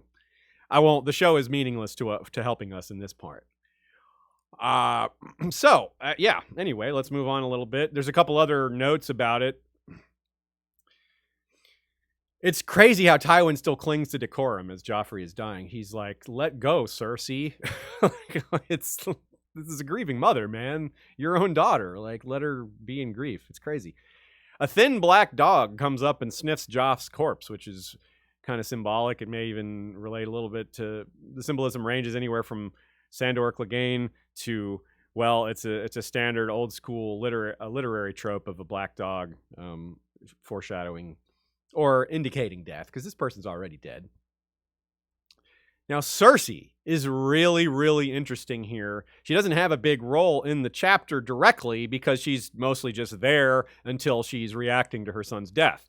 However, we have to consider the Valonqar prophecy, something that's always been in the back of her mind, but she probably was able to dismiss it until now. Whether she was able to dismiss it or be anxious about it, now, the minute her son dies and she thinks it's Tyrion, it all comes crashing down. She's like, oh no, it was true. She's starting to think that the whole prophecy is true. So she's not just like, oh my God, my brother just killed my son, but my other two children are in danger because that prophecy apparently is true. I imagine she was in some level of denial about it. And let's be honest, it's a prophecy. She shouldn't, there's no reason for her to just strictly believe in it. But now that it seems to be coming true, I can just imagine this rush of panic and fear and, oh my God, this is really happening. To top it all off, another thing different from the show, Jaime was there in the show. Jaime is clearly not here at the Purple Wedding in the book.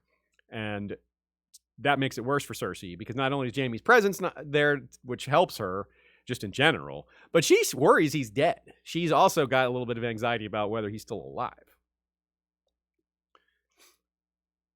Joe Buckley catches a nice little quote here. The sleepless night he'd spent with Shae was making itself felt too, but most of all, he wanted to strangle his bloody royal nephew. Strangle. Oh, yeah. Tyrion continues to misread Sansa throughout this, in general. And remember, he's drunk, but remember that he doesn't know how to read such things because they were never aimed at him. But nonetheless, quote. She fiddled nervously with her hair and looked down at the table where Joffrey sat with his Tyrell queen. Does she wish it were her in Marjorie's place? Tyrion frowned. Even a child should have better sense.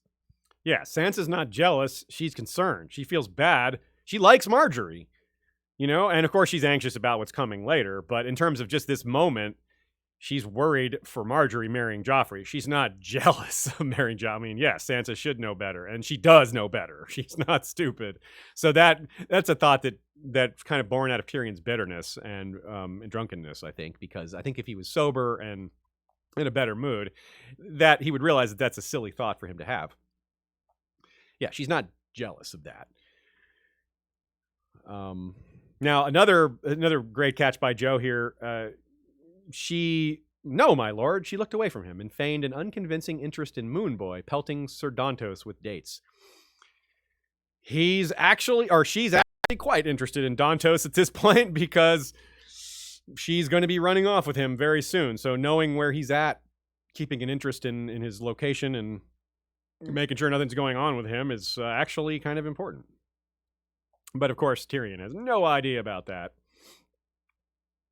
Also, Joe Buckley loves that Sansa just can't control herself and blurts out that Cersei was not brave during the battle. He's like, she never did that. And that's amazing because Sansa's really good at just like keeping it in and being courteous and not saying insulting things on her mind. But that was just too much. She's like, Cersei was terrible during the Battle of Blackwater. She was a terrible leader. And Sansa was a great leader during that scene. So, yeah. It's another thing that Joe points out that Tyrion and Sansa could have bonded over if circumstances and lots of other things were different, which is that they both don't like people getting credit where it doesn't belong. They're both kind of a credit where credit is due kind of person. They have that, attitude. Again, I come back to Varys's lack of appearance here, and I think it's the same maybe reason that Littlefinger wasn't there. Tyrion thinks Littlefinger was smart to not be here, and Varys, I think, same. And I think Varys knew something was going to happen. He may have even known exactly what was going to happen. He may have figured out they were going to kill Joffrey and was like, sure, go ahead. I'm not going to get in the way of that. Do it. And he may have wondered if, something much worse could have gone wrong. Like maybe he's worried about a riot breaking out over Joffrey's death, which Varys was also nowhere around when the riot broke out. So, yes. Nina has some thoughts on why Tyrion poured out the wine. Now, first of all, a lot of that I just went through with the tracking of the poison was Nina's work. So big shout out to her for that. I agreed with it. So it's kind of along the lines I was thinking, but she actually did the actual work of writing it out. And okay, so about the wine. Why did Tyrion pour the wine out? Well, Tyrion is smart enough to realize that he's going to get blamed for some of this, or at least could get blamed for some of this. He has these thoughts, I should leave. I should be going. And he also thinks maybe that Sansa may have poisoned her or poisoned him. He may have also be thinking that. So either way, he's in trouble. Whether he wants to protect Sansa, protect himself, or protect both of them, dumping the wine helps that. Because if the wine is poisoned, which it is, that proves it. By pouring out the wine, there's some doubt as to when Joff was poisoned.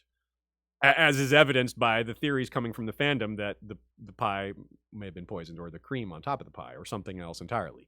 So, it worked. If that was Tyrion's goal to, fog things up a bit to distract from the evidence that would have been slam dunk, well, good job, Tyrion.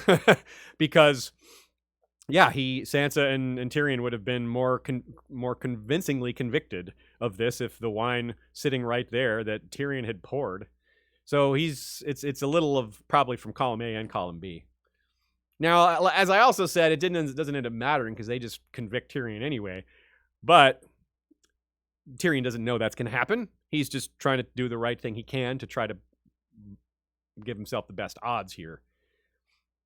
It's a bit of irony that the last instrument playing here is a flute, which is, we had the same thing happen in the Red Wedding. All the instruments stopped except for a drum. And to me, this is more about the setting and tone of these chapters. And even though there's deaths at a wedding, they're very different in a lot of ways. And this effect is enhanced very darkly by, flute. The flute is a dirge. He's playing a dirge, but just before that, or right during that, we have this quote. A fearful, high, thin sound emerged from the boy's throat, the sound of a man trying to suck a river through a reed. Then it stopped, and that was more terrible still. Yeah, right? Just picture that. Jeez. I mean, and think of Cersei and how she felt about that.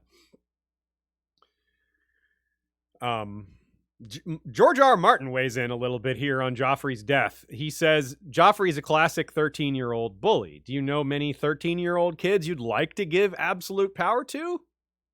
There's a cruelty in children, especially children of a certain age, that you see in junior high and middle school. We don't want 13-year-old bullies to be put to death. We probably do when we're their 13-year-old victims, though.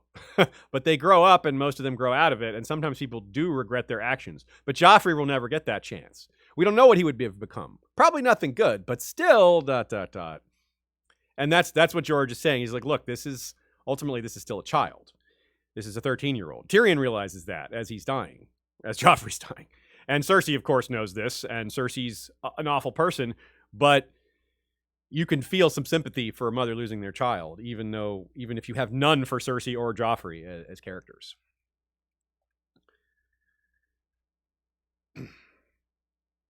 So like I said, there's so much about the red wedding and the purple wedding that are different.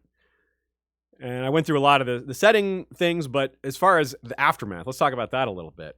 Unlike the red wedding, the purple wedding actually changes the game a lot less politically. Lannister power is still essentially the same. Joffrey wasn't actually ruling yet. He was, his age, he was too young. He was age of minority. So this changes nothing for Stannis. This changes nothing for the Iron Islands. This doesn't even change anything for the Starks, really. Sansa getting away does, but Joffrey's death doesn't.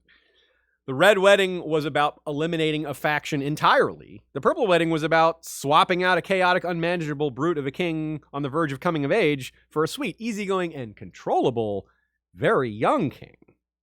The Red Wedding left no doubt, and part of the story is the reckoning, aka the curse earned by the perpetrators, which has already begun, right? Tywin, Walder Frey, the Boltons, they're gonna suffer for their actions.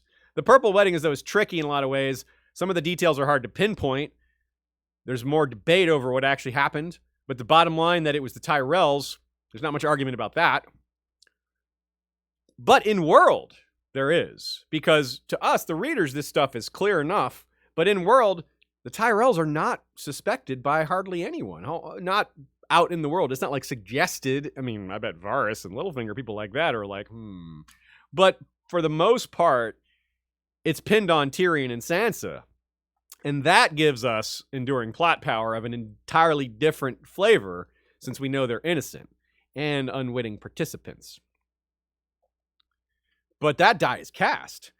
That guilt still carries them forward, even though it's false guilt. Sansa runs off to the Vale, and Tyrion goes to the jail. Would Tyrion have turned on his family if they hadn't blamed him for this? I don't know. Maybe, probably. Regardless, this is the real moment where Tyrion and his family are never going to be, well, they won't be on speaking terms anymore after this, except for, a little bit of talking to him in his jail cell and all that. And Jaime's going to have his last conversation with Tyrion, and that's not going to go well. Yeah, it's a huge shift for both these characters. It's their big, big transition moment of the book, of the most transitional of all the books. Joe Buckley with an interesting point here. When Tyrion gets on the table and makes that joke about Joffrey being the only person he can beat in the joust, he doesn't remember standing up. He doesn't remember getting on the table, which is great take by Joe. Like I said, it's instinct. He's acting on instinct, and that something cool is coming. Again, I want to bring up the theme of sacrifice. The young for the old yet again. It's not just that Joffrey was killed for power games. It's the idea that a king was slain not just on the first day of a new year, but of a new century. This taps into a lot of real world ancient traditions, and some from inside Planetos. Long gone real world traditions include the sacrificing of royal people, sometimes even the king. In world, that happens in Pentos when things don't go well. When princes, when there's failed crops and lost wars, they slit the throat of their prince, it's the same as Prince of Sunspear. It's the top guy. It's the same as the king. So that is very interesting, I think, and speaks to something that George loves to delve into just a little bit here and there, but overall, as a whole, he delves into it a lot, which is the mythical symbolism behind a lot of these plot elements are actually rehashing some of these ancient things. Sansa notices ice for the first time. Well, the lack of ice. Sir Ilan Payne draws his sword, and she knows that it's not ice. She has no idea where the real sword is, but it's something of concern to her. And Tyrion thinks, yeah, I should have given ice back to them. It's just another thing Tyrion's regretting in his long run of hating himself during this event. It's funny that Widow's Wail is declared too good for the pie, but it's good enough to chop up rare books. And by good enough, I'm frowning at this. Sansa, as we have noticed, gives off a lot of good Queen Alysanne vibes. And, well, check this quote.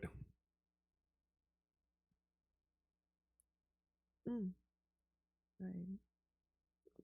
She would have made Joffrey a good queen and a better wife if he'd had the sense to love her. Yep, right on. There's some Olenna humor here, too. Forgive a silly old woman, my lord. I did not mean to steal your lovely wife. That's funny because that's exactly what she's trying to do. She just got one up by Littlefinger. Remember, right at the beginning of the wedding, she's like, maybe you accompany me for a little visit. I'm leaving for Highgarden tomorrow. And she's like, oh, I can't stay here. You know, I can't go with you. I got to be with my husband. And, of course, what we're pretty sure happened is that Olenna assumed, and maybe had worked out with Littlefinger, that they're going to pin it on Tyrion. They know that. And they would be able to keep Sansa from getting too much of the blame, or at least keep her, you know, as a child, be able to keep her from having anything terrible happen to her in terms of justice, and then be able to take her and marry her to Willis, like they wanted to do at the beginning of the book. And, you know, kind of one-up Tywin again, as this was all happening so quickly. They thought that Tyrion was married to Sansa, and they're going to steal her right away again. So I think that's exactly what's happening, and it's funny that Olenna is basically declaring it here. But Littlefinger, you know, as I said, one-upped her and stole Sansa first. He had a longer-term plan, and he's more obsessed with her. He wants her claim and her. Olenna just wants the claim. Now, of course, speaking of Cersei and the Valonqar, there's another perspective here that's important, which is that of the dwarf jousters. Penny and Oppo are the two jousting dwarves there, and of course, Oppo is later killed because Cersei issues this decree that, you know, bring me Tyrion's head and you get paid. And what ends up happening is other dwarves' heads get brought to her, and because people just start killing dwarfs. It's pretty awful. So that's what happens. That's what happens to Oppo/Groat. And Penny, of course, attacks Tyrion in an act of revenge that she later laments, and, you know, they become kind of friends and close-ish. More on her when we get there. But it's interesting to note that she's there and that she's sort of referred to. Facebook commenter Whitney Cayley Stanfield drew my attention to this quote that gave me pause to think about more. And dwarfs' pennies as well. I have heard of these dwarfs' pennies. No doubt collecting those is such a dreadful chore. Yeah. In fact, it is a dreadful chore. Littlefinger complains to Sansa that, do you know how hard it is to conceal dwarves in a brothel? And Oswell Went, the guy who takes Sansa and Dontos by ship to Littlefinger's boat, is the one who went to pick up these dwarfs in Bravos. So yeah, it was a dreadful chore. The dwarf's penny. The dwarf is Penny. Yeah, right. Another thing Olenna says that's extremely double entendre-ish and very, very ironic is... Your brother was a terrible traitor, I know. But if we start killing men at weddings, they'll be even more frightened of marriage than they are presently. Oh, jeez. Now, I bet a lot of y'all looked askance at the mention of musicians in the gallery just for a minute. Not this time, but maybe this time, but last time when you read the first time, when you read your first time through and you just seen musicians in the gallery be such a big deal in the Red Wedding, and then they're mentioning this one, maybe it might give you a minute of pause, but it amounted to nothing other than the flutist doing his thing. There's actually a lot of war wrap up throughout this one. They talked about other people surrendering and other people the way the war is progressing, and that's part of why Tyrion is thinking how it's high summer for House Lannister. But we don't need to go into those details, but because we'll have other opportunities to do so at another time. Let's keep this mostly about the wedding itself and the plotting around it. And you wonder, too, though, I do want to say one thing about people surrendering. When Joffrey's the one who was like, when people surrender, like, they're traitors, you should just kill them. And Tywin's like, no, when they bend the knee, you got to let them back up. How is this actually playing out when people come to surrender to Joffrey? What is he saying to them? He's like being rude to them. Like, I really want to chop your head off, but fine, I'll be I'll be courteous. It would be interesting to see what he was doing there. Super chat of 666 from Violent Messiah 666 saying, you guys are awesome. Well, thank you very much. And so are you. We appreciate that so much. There's the recurring vibe of Stannis as a Dark Lord. It's more of a trope like that he doesn't fully live up to, but sort of does the way he's introduced. But one of the singers here, it's funny how singers always put things in much more distinct or blunt language when often they're the ones who are trying to be really subtle. So it's in reverse because he's not being subtle. He's like the Dark Lord, blah, blah, blah, about Stannis. And it's like, yeah, Stannis is that kind of that trope, but George's version of it, which means it's a much more interesting version. But I like seeing that referred to here by these singers. Funny moment when Tyrion wonders if Marjorie is really a maiden. Like, I wonder if she's really a maiden. And, well, with Renly, according to Stannis, in your bed, she's like to stay that way. So this is maybe another little nod to Renly's sexuality. And here's, speaking of nods to where Sansa's going, Tyrion thinks to himself, he had always had a yen to see the Titan of Braavos. Perhaps that would please Sansa. Gently, he spoke of Braavos.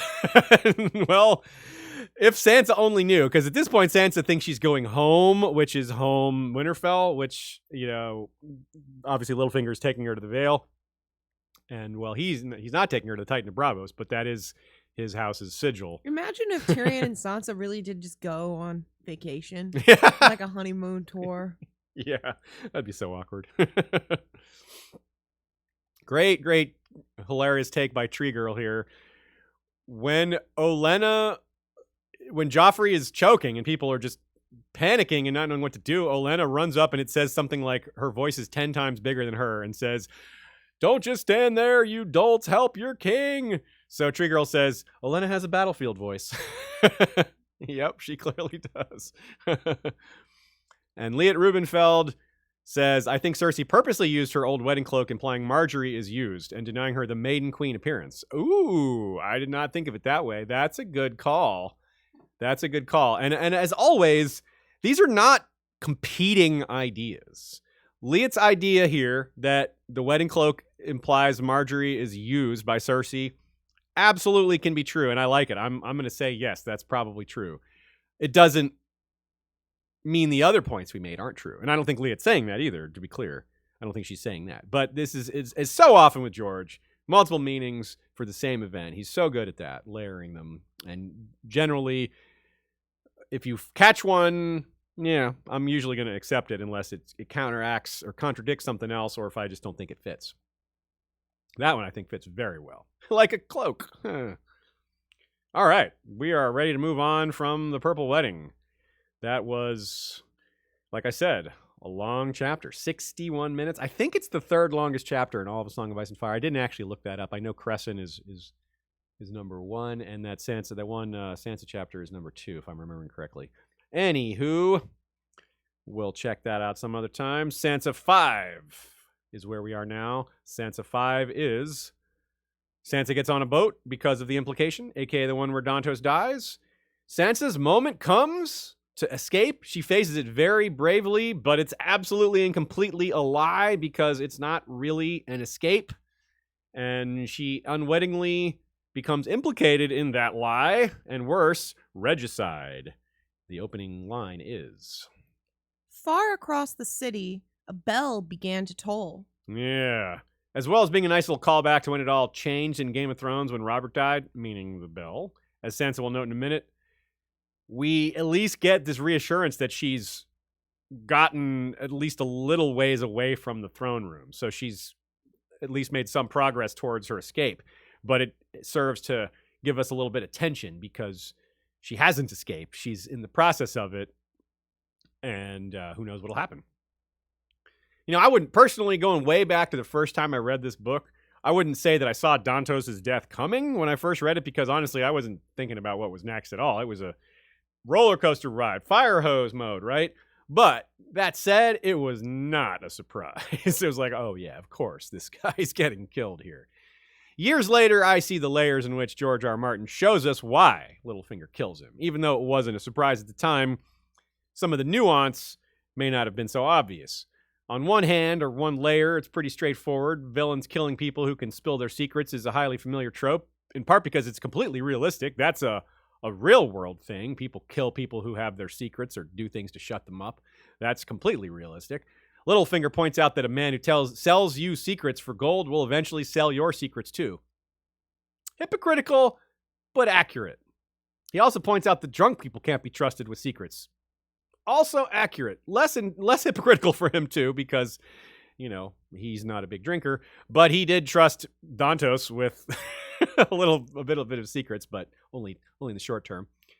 So these layers are intuitive. When you reveal them, it's like, oh yeah, that just makes total sense. You may not have thought of it, it may not have occurred to you, but once you hear it, it's like, yes, of course. The subtlety lies in moments just before, in Dontos showing he can't stop talking when they're on this rowboat. He proves what Littlefinger is saying. Oswald Kettleblack has to tell Dontos to shut up, I think more than once, mentioning that sound travels more easily over water. He's risking their escape by blabbering, which is kind of the Littlefinger's point. Like, this guy cannot be trusted to keep his mouth shut. He does not have impulse control. Dontos is foreshadowing his own death by highlighting how unreliable he is. I mean, before that, he's drunk enough that Sansa needs to help him walk. Get that straight. This guy, on the day they're trying to escape, Sansa has to help him walk. He's a very large man, too. So, given that, plus his inability to keep his mouth shut, even though I'm no fan of Littlefinger as a person, as a character, I think he's interesting. I can totally agree with him here that what confidence would anyone have that Dontos would keep his mouth shut afterwards? He would spill all these secrets. Littlefinger's right.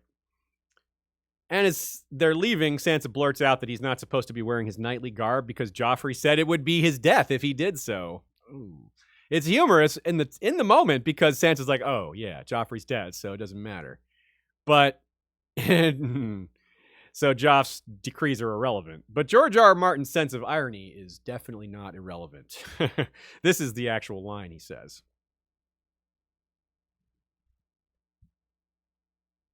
I wanted to be a knight, for this at least. Dontos lurched back to his feet and took her arm. Which rings hollow. He wants to be a knight for this most unknightly of acts. George has warped this expectation and trope of knighthood, saving a princess from the evil castle. The knight is lying through his teeth. He's not really a knight. I mean, he kind of is, but I don't know whether he technically is still a knight or not. Anyway, he tries to kiss her. He's selling her for drink money. I mean, come on. This is, yeah, out with you, Dontos. But he is dying a knight. There is that. He did die a knight. That's not what he knew he was doing. But, yeah, he died a knight. He maybe didn't deserve to it, but, yeah. As soon as he's shot, we get this quote. You killed him. Clutching the rail, Sansa turned away and retched. Had she escaped the Lannisters to tumble into worse? My lady, Littlefinger murmured, your grief is wasted on such a man as that. He was a sot, and no man's friend. Littlefinger is totally missing the point. She's not grieving. She's not like, oh my God, poor Dontos. She's shocked. And she's, like her inner monologue says, is worried that Littlefinger is worse than the Lannisters. She's on the right track. Immediately she realizes, yeah, this guy could be worse. For the realm, Lannisters are probably worse. But for Sansa Stark personally, Littlefinger is arguably worse. And, well, whether he is or not, it's so close, who cares? She's terrible for him, or he's terrible for her. No Lannister has had a lifelong obsession with her mother, whom she looks a lot like, so that's why I'm saying on the personal level, that's awful. Littlefinger wants to marry her, right? And unlike Tyrion, he's not gonna wait if she's uncomfortable. I mean, he's being super manipulative and creepy. It's like, this is Game of Thrones, but I think Littlefinger read the book The Game, because he's saying all these creepy predator things like, isolating her and making her think that he's the only one that can protect her. He says things like, "You're safe with me and we're sailing home." Of course, he's manipulating her even in that line, doubly so because it's his home, which is the only place I can protect you. And other standard Predator lines like, "I'm the only one you can trust." And at the end of the chapter, he says, "Hey girl, I banged your mom." What? I mean, come on.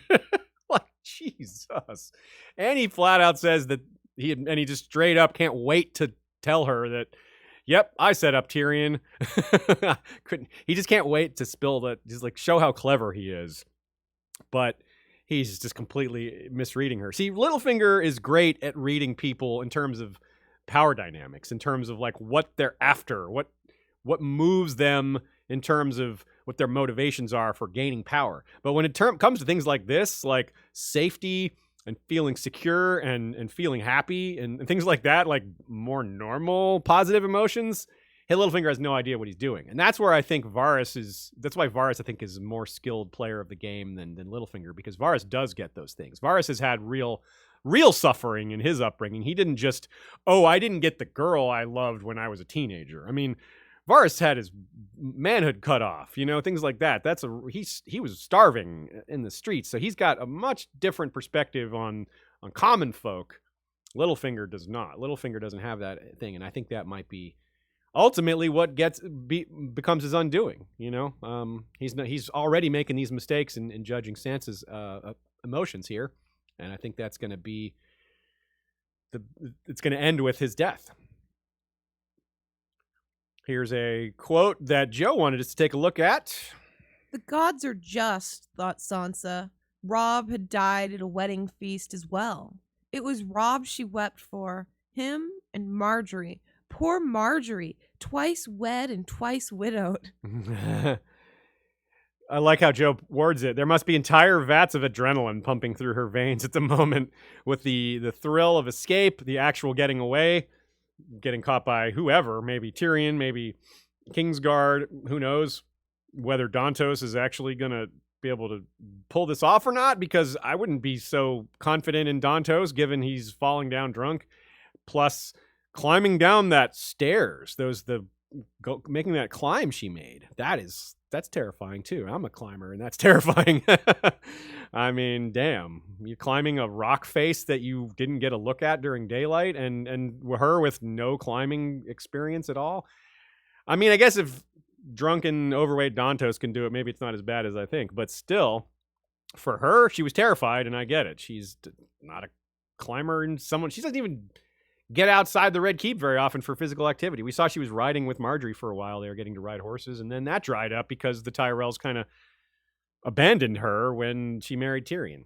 So, anyway, it's a bit of a parallel to Sansa's mother in the Vale when she's riding the mules up on the narrow mountain passes. So Sansa goes from drunken Tyrion to drunken Dontos to all too sober Littlefinger. So that's where she's at now, and she's running away from the tolling bells of the Boy King's death. And the bells are a big part throughout all these chapters. Well, you toll the bells for the new year, you toll the bells for a king's death, and, well, I don't know what these bells tolling exactly say about the bells later, but it's worth noting so that we can come back to it and maybe realize these bits that we may have missed. Also relating to Catelyn, she killed an innocent, and his name was Aegon, and he had bells in his hair. So there was bells tolling there too. So there's a lot of like Sansa Catelyn parallel going on here that is framed in these bells and the deaths of kings and people who have kings' names. Littlefinger brags about the influence he had over Joffrey in getting him to agree to the dwarf jousters, which is maybe a suggestion, a hint of something that a lot of us widely believe, which is that it was his idea to execute Ned. Meaning Littlefinger suggested that to Joffrey, floated that idea, Joffrey latched onto it, and there you go. I agree with that theory. That's Nina's idea. I totally agree with that.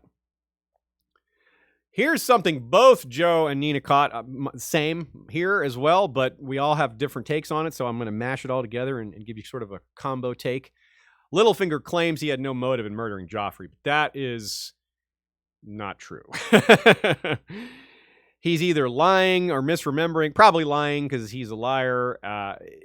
What we think, the agreement was probably that Littlefinger provides the poison and Tyrell's put it in Joffrey's cup while framing Tyrion. That's the bare bones of the deal. They need a scapegoat. Tyrion's a perfect scapegoat for a lot of reasons for both of them, for the Tyrells and for Littlefinger. Littlefinger doesn't like Tyrion, and wants Sansa, and Tyrion had, lied to him before and threatened him before, and there's the whole dagger thing that Littlefinger doesn't want Tyrion to come back at him for. So it would be better for Littlefinger if Tyrion was just off the board entirely. And for the Tyrells, that's pretty clear too. They don't want the blame to fall on them, and Tyrion is the perfect scapegoat. So it's not just a chaos is a ladder move. It's not a no motive thing. He gets Sansa. That's exactly why he did it. That's exactly his move, but he doesn't want to tell Sansa that. He's not like, all of this was so I could get you. Like, he's trying not to scare her. He's failing, but he's trying not to scare her. And if he said that, she would be scared even more, rightly so. And Joe Buckley says, yeah, Littlefinger, there's also the chaos thing, because Littlefinger thrives on chaos. Killing Joffrey alone is a bonus for him. But also, it's a destabilizing factor for Tywin and Cersei in terms of pitting the Lannisters against each other. Because what happened? Cersei comes for Tyrion. And Tywin kind of is caught in the middle, but he's clearly going to side with what it looks like, because Tywin's a man all about decorum and image. So, I mean, as he tells Jaime, well, everyone seems to think he murdered his nephew in front of everybody, and the evidence really looks like that. And Tywin's not too big on going against common belief like that. He breaks traditions, not common belief. So Littlefinger messing with the royal family has lots of benefits to him beyond just general chaos, beyond just stealing Sansa. It creates a rift in the actual royal family that's going to result in, he thinks, Tyrion's death, but actually result in Tywin's death. And, well, Tyrion coming back near the front of Daenerys' army, most likely. So, yeah, a lot of this didn't quite go the way anyone thought it would, including Tyrion. But also, Joffrey's a loose end. What did we just get through saying about Joffrey being convinced by Littlefinger? Littlefinger does not want Joffrey years from now just casually mentioning the things he talked about with Littlefinger, or wising up and realizing what kind of man Littlefinger is. Joffrey doesn't want any of that happening. Take no chances, just get rid of him now. So there's a lot of reasons that Littlefinger would want Joffrey gone. And none of them are ones he wants to tell Sansa. So he says, chaos. Yeah, chaos, that's it. I mean, not that he's lying about the chaos part, it's just that's not nearly the whole thing. So there is some insane emotional blackmail towards Sansa here. He's like, look, I'm saving you. I'm the only one that can keep you safe. Yet I just helped pin murder on you. I just pinned regicide on you. So, by the way, you're going to have to take a secret identity. But I'm the only one that can protect you. I mean, God. It's so very, very... The argument falls apart so very quickly coming from him. But Sansa being anxious and shocked and 13 is not able to put it all into words so quickly. But as we see in her chapters later, she starts to figure it out. Not slowly at all. But she'll also have other things to deal with, because Sweet Robin and Marillion and Lysa. Oh boy, Lysa. Well, but we're not there yet. And note that this is still true. People are like, oh, it would have been better if she'd gone with the Tyrells. The Tyrells were trying to pin the murder on her too. They agreed with Littlefinger. Littlefinger's creepier than they are. But they aren't exactly good guys here by any means. They're all about power, and Sansa, they were totally willing to throw her under the bus. Almost as much as Littlefinger. And here in this chapter, too, it's a little creepy. Another reason for it to be creepy, Littlefinger reveals that he genuinely, quote, genuinely, meaning He believes it, or he's just lying. We don't know for sure. He says he slept with Lysa and Catelyn. It's not true. He definitely slept with Lysa, but Catelyn, no. Definitely not. We know for sure Catelyn thinks of her own first time with her wedding night. And we also learn that Littlefinger slept with Lysa twice that night. And he was drunk the second time because he thought it was Catelyn. He thought Catelyn was coming to him, but it was Lysa coming to him again. And yeah. And Blackfish gives some of this detail, actually, of all people. So, and then not twice in one night. It was once after the feast at River Run when he got drunk, and the second time was after the duel when he was injured. So, still, despite all the terribleness for Sansa, there are some silver linings. Let's at least mention those things. She doesn't know about Littlefinger's obsessions, which isn't a good thing, but it's at least not weighing on her. You know, she feels at least I'm not married to the family that married my family. And if she knew how bad Littlefinger really was, she'd have more to be anxious about, but it's at least a relief, stress-wise, temporarily. She also had less room to maneuver in King's Landing. She has people following her around, keeping track of her every movement, Kingsguard, people she doesn't trust, and Littlefinger, and people who aren't explaining things to her. You know, at least Littlefinger likes to explain things, at least. Even though he's lying, he's at least giving her something to work with. Tyrion, as we said, Tyrion made attempts to talk to her. He made the wrong attempts. He probably didn't bring up the right kind of things. If he had talked strategy and gossip with her, it might have worked out, you know. But that's just not the route he took. And so she's learning the game from Littlefinger, not Tyrion. You know, for better or worse, a lot of her political education is going to come from Littlefinger, just like a lot of it came from Cersei, though it wasn't intended to be such. It is intended to be such from Littlefinger because he's kind of like, look, I'm going to share my secrets with you and groom you to be my, you know, side by my side, helping me do all this stuff. It's Some thoughts from y'all. Newtrock44 says there's also a vague parallel of when Dontos is running through the city with Sansa when the bells are tolling, like Patchface and Shireen running in the fool's bells of his helm ring. Oh, that's cool. Yeah. Certainly there's the idea of bells on a jester's head seems to be a recurring theme here. And that gives us really a lot to work with symbolically with things like this. And Patchface being perhaps ominous things coming for him later or because of him, thanks to Shireen's death, or maybe not even related to that, but we'll see.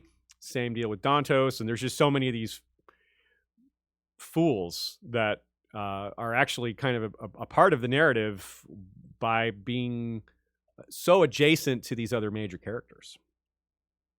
As I said in the last chapter, Oswell Kettleblack, the one who picks up Sansa and Dontos at the shore in the rowboat to take them over to Littlefinger's ship, is the same man who hired Oppo and Penny, and of course he's the father of Osney, Osfried, and Osmond. I think I got them all this time. I didn't have it written down. So that's, of course, a big deal, but we'll talk about him more later as well. I think he's a candidate to betray Littlefinger, not for gain, but because all three of his sons are in deep doo-doo right now, and Littlefinger's not going to do anything about it, probably. A lot of people note how quickly Sansa figures things out here. Yeah, she is. She's really quick on the uptake with a lot of these things, although one glaring omission there is she's been a little too married to the idea of going home when she well knows her home was destroyed, which is so she maybe shouldn't have been able to figure out that Littlefinger was taking her to the Vale, but she should have at least been maybe questioning what exactly home means at this point, because going to Winterfell isn't really possible. So I don't know, that's just 13-year-old girl part probably, but overall she's very observant here, and she just needs a little more time to think through some of these things, and we'll see her start making those moves in Winds of Winter and a little bit in A Feast for Crows. Stefan B from Flick wants me to weigh in a little bit on Littlefinger's moves and how he says, if you make moves your opponents don't expect, you'll keep them guessing. And he wants me to talk about that in light of poker, because I used to be a professional poker player. And is that an accurate description of how people play poker? It is. It is absolutely an accurate description of how people play poker. Some people get the concept wrong. They bluff too often And thus, if you bluff too often, people know you're a bluffer and they will call your bluffs. And if you bluff not often enough, they will know that when you're betting, you have a real hand. So optimally, you bluff pretty close to the amount of, like, not the exact amount of time that you have it, but you need to bluff a certain amount of time that will keep your opponents not sure of how often your bluffing frequency is and how often you have a real hand. That's what you're aiming for. So it's exactly right what Littlefinger's saying is you keep them guessing. If you are too predictable, you'll be beatable. And it's very true. There is a lot of poker in politics when you get into these metaphors, but I'll leave it at that for now. I'd be happy to answer more poker-related politics questions, but I think that settles it for now. Stephanie the Peerless with a good question that I had not considered. Sansa notices the chain still there. I mean, I don't know why they would take it down. So it makes sense that it's still there. But she wonders if it'll matter again. Yeah, I do too. I never really thought about that. It could be raised again for some reason. It could come into play. I don't know. It's hard to imagine the exact circumstances. But hey, Stannis is a proto-Dany. A lot of things Dany is going to do are going to echo things Stannis did or already did. And maybe there'll be an invasion of King's Landing with ships, and maybe the chain will be raised again. Who knows? I would be surprised if it doesn't ever matter again at all. Let's put it that way.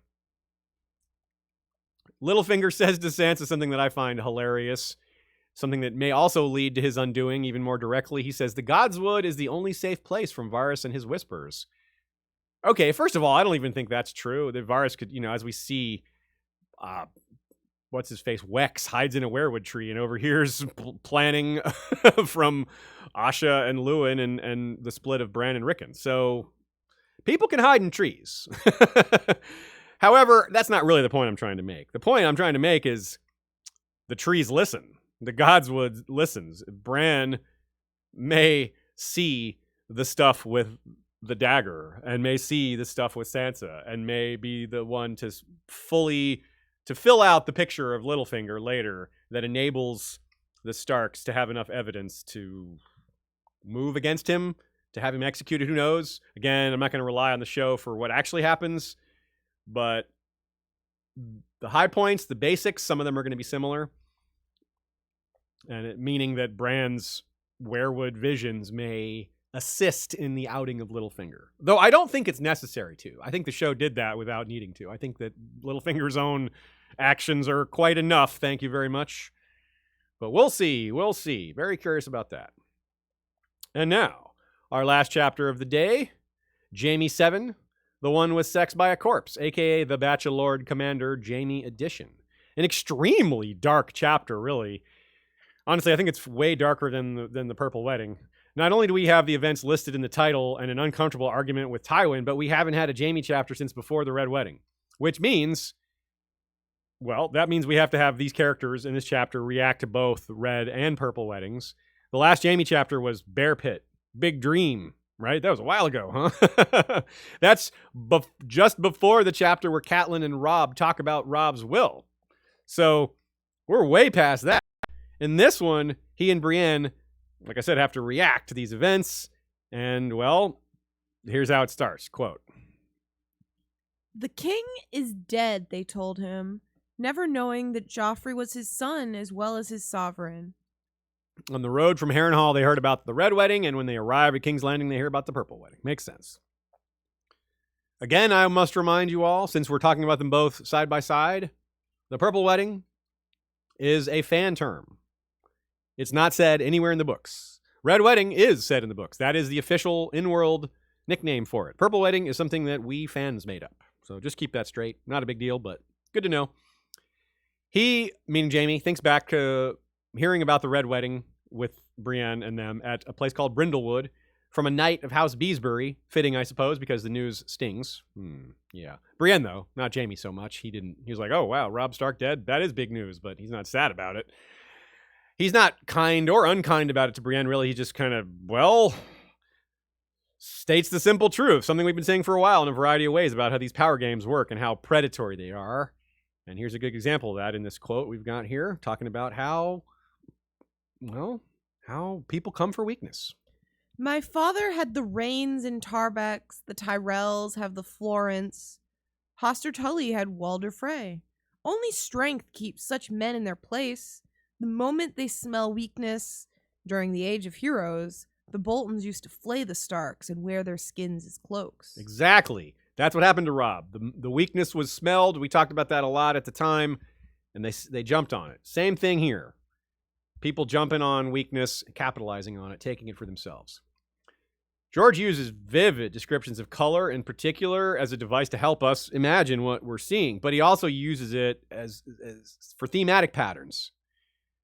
Well, thematically, sometimes as part of patterns, sometimes the themes aren't patterns, they're just themes, but sometimes it's both. Quote, "It was poison did the deed," the innkeep insisted. The boy's face turned black as a plum. That's very much a description of what the black amethysts look like. So dark purple, they almost look black. And, well, that's pretty much what a black plum looks like. They're just a little bit purple. They're dark, dark, dark purple. And it's interesting here, too, that the small folk don't seem to be terribly bothered by this either. They're like a little bit like, on the outside anyway, like Jaime. Internally, Jaime's having a little more thoughts about it. But later, the narrative is going to be twisted with Tyrion's trial about the populace being up in arms about their sweet murdered king. Like, people are going to be saying, look, people are mad. Everyone's mad at you, Tyrion, for killing the king. And it's not really true. It doesn't seem to be, people don't seem to be that bothered by it. I mean, Joffrey didn't really have a legacy. He wasn't well known. It's not, yeah. And the Lannisters aren't popular. So there's just that too. But yeah, Jaime doesn't really care that much either.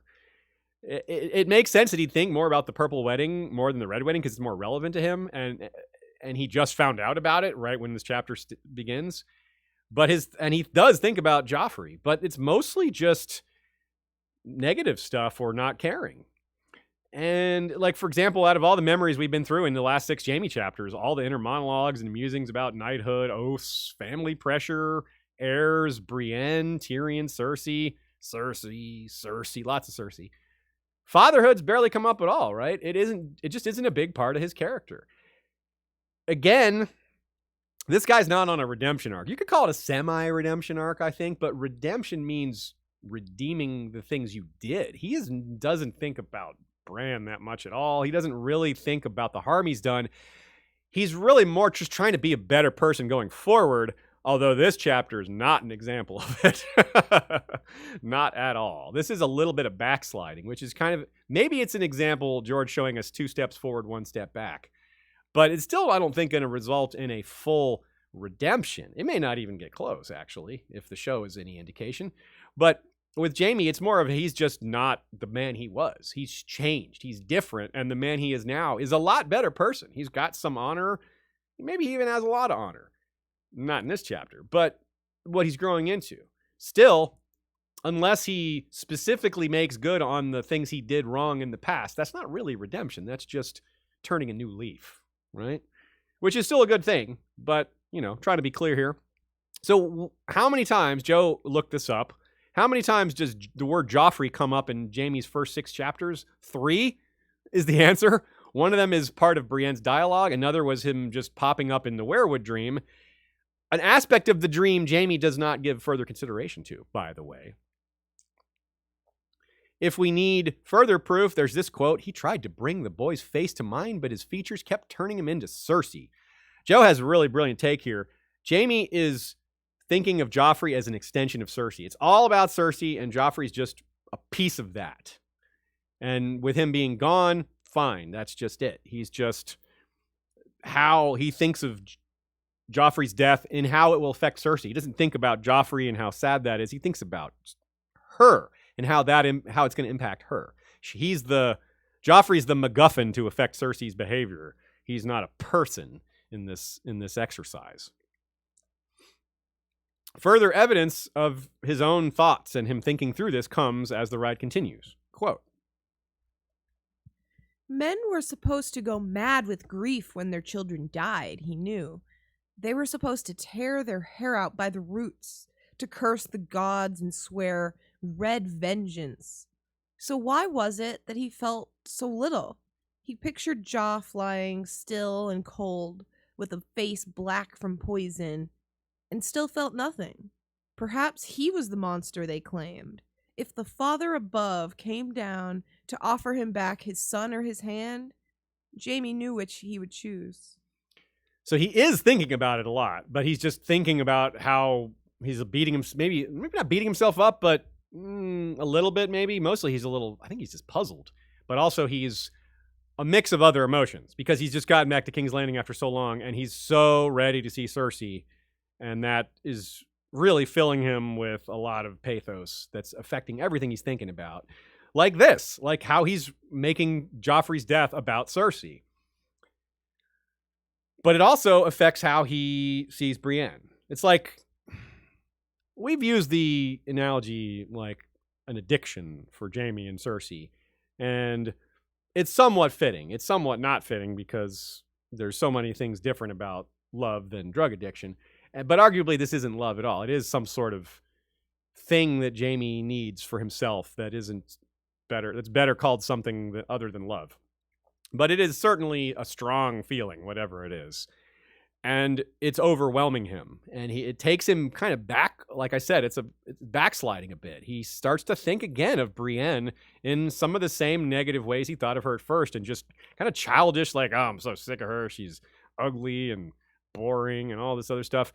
Now, it's very unsympathetic because Brienne's, the reason she's become a bad traveling companion is because she's deeply affected by the Red Wedding.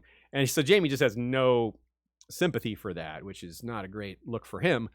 So really, it's part of these bookending of chapters. Jaime's about to barge in on Cersei and sleep with her next to their son's corpse, even though he just got through thinking about how it's going to affect her. And Tyrion doesn't look so good in that chapter with Shae. So we have these bookend chapters with sex in weird places, skulls, and seps next to dead bodies. And it's also when two of these Lannister kids look about as bad as they ever do. Well, let's be honest. Tyrion looks worse later, but as bad as they've looked to this point. Jaime mostly just starts to look better after this. Not entirely, but mostly. So if we're trying to get in Brienne's head a little bit, though, we should, because this is something about this chapter that I really like. Even though I call it dark, that doesn't mean it's a bad thing. Song of Ice and Fire very often challenges us to put ourselves in someone else's place. I think it's a legitimately valuable aspect to the series. These lessons in perspective, where this is the practice of putting yourself in someone else's shoes, someone else's place, even if it's a fictional person. It's still an exercise that opens your mind up to that, I think, in the real world. And if you're someone that's good at that in the real world, then you're probably particularly solid on this aspect of analysis when you're reading. In this chapter, it's particularly fascinating to do because, for one, a lot of it is called for and a lot of it is uncomfortable. Later in this chapter, we have Tywin's perspective on quite a lot as he reunites with Jaime, and putting yourself in Tywin's shoes is a serious challenge and not necessarily pleasant either. He's thinking about power dynamics. You wonder, is Tywin thinking about, should I have seen this Joff murder coming? Did I know? Maybe he knew it was coming? No, probably not that. But who knows what Tywin's thinking? But it's interesting to put yourself in his mind and think strategically. The emotions are like, that's rough to try to think about what Tywin's feeling because he comes off as so unfeeling. But still, Cersei, she's not unfeeling. She just has dangerous feelings, toxic feelings. I mean, considering her perspective in this chapter, talk about awkward, thinking about what it's like to be a mother having sex next to your dead son. Like, who wants to go there? But also, she's having this great sense of relief because she wasn't sure Jaime was alive and she missed him so badly. They're a unit. They're together. They've been through so much together. As much as I declare their relationship toxic and a thing that should not be, that doesn't erase the feelings they have for each other. That doesn't change the uniqueness of this a thing. It doesn't change how impossible it is for us to truly put ourselves in their place, too. Most of us, well, not most of us, many of us don't even have a sibling, let alone a twin sibling. Most of us do not have a twin sibling, let alone having a physical relationship with a sibling who's your twin. Like, that's, I'm guessing nobody listening has that. And if you do, you probably still aren't able to place this rationally because it's a totally different setting. You're probably not super rich. You're probably not close to the kingdom, etc. There's just so much that is impossible to understand about Cersei's perspective here. I wonder if that's part of why George made her POV. The other part being that she's the only one in King's Landing as a POV pretty soon, so that's probably a bigger part. But hey, it's both. Now, when it comes to Brienne, though, that's where you can feel sympathy, because we like Brienne, and well, that's it, because we like Brienne.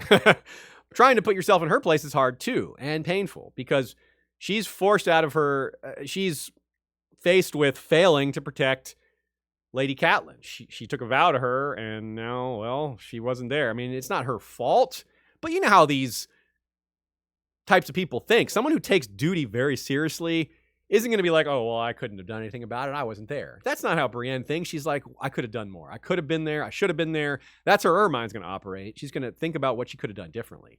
She's not going to put blame on other people. She's going to start with herself. But she's forced out of this understandable dejection with this confrontation with Loras Tyrell, who is also someone whose perspective is very unique and interesting. Loras feels the same responsibility of failure in not protecting Renly that Brienne feels. They were both Rainbow Guardsmen. But with the massive extra weight that relates a little bit to what we're talking about with Jaime and Cersei, a hidden relationship that people can't speak to, but readers can. Loras lost the only person he ever loved romantically and physically. Well, probably the only person he ever loved.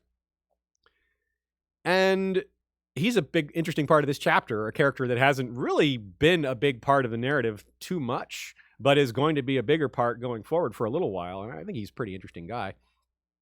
A little quote here: the Knight of Flowers shone so fine and pure in his white scales and silk that Jaime felt a tattered and tawdry thing by contrast. Yeah, well, that's interesting because Jaime and Loras have a lot in common, and Jaime sees Loras as the younger version of himself, kind of taking his place, and that's something we'll be seeing more of as they interact. But Jaime is also learning how he used to look to other people. He's like, wow, was I this cocky? Yeah, I guess I was. And Jaime's also forced to deal with things in a different way than Loras is. Loras is like Jaime in that he thinks with his sword first. Well, Jaime can't do that anymore. And so Jaime's going to start having to think about ways to make contributions to the Kingsguard and to order and to being a good person via means other than his sword. So Joe argues that Loras being in the Kingsguard is a good thing for Jaime because it gives him this mirror to look into and reclaim some of his own attitudes and to modify his thinking on things that he realizes he was doing wrong before. Joe Buckley says, I think we can all agree Sir Balon Swan is a pretty top bloke as they come, and he proves it again here by being the first to step up and tell Loras, listen to the Lord Commander. I think that's a good take. I agree. Out of all the Kingsguard, it's not going to be Boros Blunt or Meryn Trant or, I was about to say Mandon Moore, but that dude's dead. So, yeah, Balon Swan is one of the better ones, and George uses these small opportunities to reinforce these small character moments and give a little more personality here. That said, I think that after this confrontation, Brienne being sent to a tower cell, that seems unfair to me. Jaime maybe he's doing it to protect Brienne, to keep Loras from doing something stupid, and with Loras' powerful family around, you never know what that could mean. But Loras has no real charge here. What is he charging her with? The killing of Renly? But Renly was a traitor. Renly was officially a traitor at arms with an army. What crime is that exactly? It's not one, as far as I know. However, killing the two other Rainbow Guard that were innocent, as Loras himself did, Aemon Kai and Robar Royce, that might be. Arguably it isn't either. But if it's not, then neither is Renly. So Loras has no leg to stand on here. And he says something that is part of what helps him change his mind later. He says, the only other person in the tent was Lady Catelyn, so who else could have cut through that steel gorget? This old woman, you're the only one there who could have done it. But then later he's like, actually, I couldn't do it. The Mountain would have needed a heavy axe to do that. He checks the steel and he's like, man, this steel is cut like it was fabric. And even an axe wouldn't have done this, and it wouldn't be such a smooth cut. So he starts to have major, major doubts. And that's also when he starts to realize that maybe he killed Aemon Kai and Robar Royce and shouldn't have. And not long after that, he becomes a little bit aggressive with his send me into this really, really, really dangerous mission. So this may all tie to that. Him realizing he killed 2 innocent knights and wants to atone for it by doing great, epic, glorious, violent, dangerous deeds like taking Dragonstone via storm. Some people think maybe that didn't even happen. But hey, that's getting ahead of ourselves. More on Loras later, and more on Dragonstone later. Back to Jaime and Brienne here, or Jaime and Cersei, rather. Here's an important quote when Cersei first sees him. She rose, her eyes brimming with tears. Is it truly you? She did not come to him, however. She has never come to me, he thought. She has always waited, letting me come to her. She gives, but I must ask. Yeah, it's a bit of a power dynamic. It seems that Cersei is the stronger one in the relationship in terms of the relationship itself. And she does have the more forceful personality, the more outgoing temperament. She has more ambition. Jaime's ambition has always just been to, be a swordsman. And now that's changing, but I wouldn't call him ambitious. And as much as love and passion might be a part of their relationship, there's also these power games. And these same games that they play with other people, too, not just themselves. It's just that they've been playing it their own version, their own very, very distinct and unique version they've been playing for much longer and with nobody else involved. So Cersei is kind of like, maybe you could say she's trying to set a tone. She wants to make sure she still has power over Jaime, sexual power and regular power. And by having him come to her, she sort of maintains that a bit. Now, by literally coming to him, of course, there's times when she travels to him or sneaks into his chamber and stuff like that. That's not really a power dynamic thing, I don't think. Maybe you could argue it is partly, but mostly I think I like Joe's take here in saying that Cersei kind of runs the relationship more than Jaime does. Obviously, Jaime has some hand in the relationship, to use a Seinfeld phrase. Only one now, but certainly Cersei seems to have more in charge most of the time. But I do think Jaime's exaggerating when he says she's never come to me. She definitely does sometimes. He's just thinking, I think he's just counting a total. He's just like, look, as a whole, she doesn't come to me. In his mind, he's just kind of going too far. So in terms of this scene, George R. Martin has weighed in on this version versus the TV show's version, which, without going into great detail, it's just a matter of presentation. A lot of it is you're inside Jaime's head, and that changes a lot of things. And then later you're in Cersei's head when she thinks back on it a bit. In the show, it's totally different. I don't like the way the show portrayed it, but I think they lost a lot of the nuance. But still, the idea of Jaime being the bad guy in the moment, I think at least they captured that, because certainly this is dark. And yeah, there's a few other moments here I want to point to. A little quote, they addressed the dead king in gilded armor, eerily similar to Jaime's own. Yeah, maybe a bit of a symbolism of Jaime's metaphorical death, because he's changing into a new man. And also, of course, there's different symbolism here relating to Jaime's thinking about how his lack of connection to Joffrey and how he looks so similar to him, but they just have no connection, or very little. There's another quote here. Kinslaying was worse than kingslaying in the eyes of gods and men. He knew the boy was mine. I love Tyrion. Meaning, Jaime is struggling with the idea that if Tyrion killed Joffrey, well, wait, why would Tyrion do that? Tyrion likes me, and he knows I like Joffrey. So why would Tyrion do someone that I love? And if Tyrion knows Jaime's son is Joffrey, then Jaime is confronted with the notion that his beloved brother just killed his son, which we know Tyrion didn't do it. But still, that's a big thing for Jaime to be told, and that's why he doesn't accept it immediately. And Cersei says, I'll show you the evidence later. And then they start to, start kissing, and then it goes from there. And this is a big part of the power dynamic that they talked about, that we brought up earlier. Cersei is adamant and thinks Jaime is crazy when he brings up the idea of making their relationship public. Now, to Jaime doesn't care what people think. So that's why he's okay with it. Cersei doesn't necessarily care what people think in terms of being insulted or being mocked, but it would kill her power, and that she can't have. As she says, Tommen's throne derives from Robert.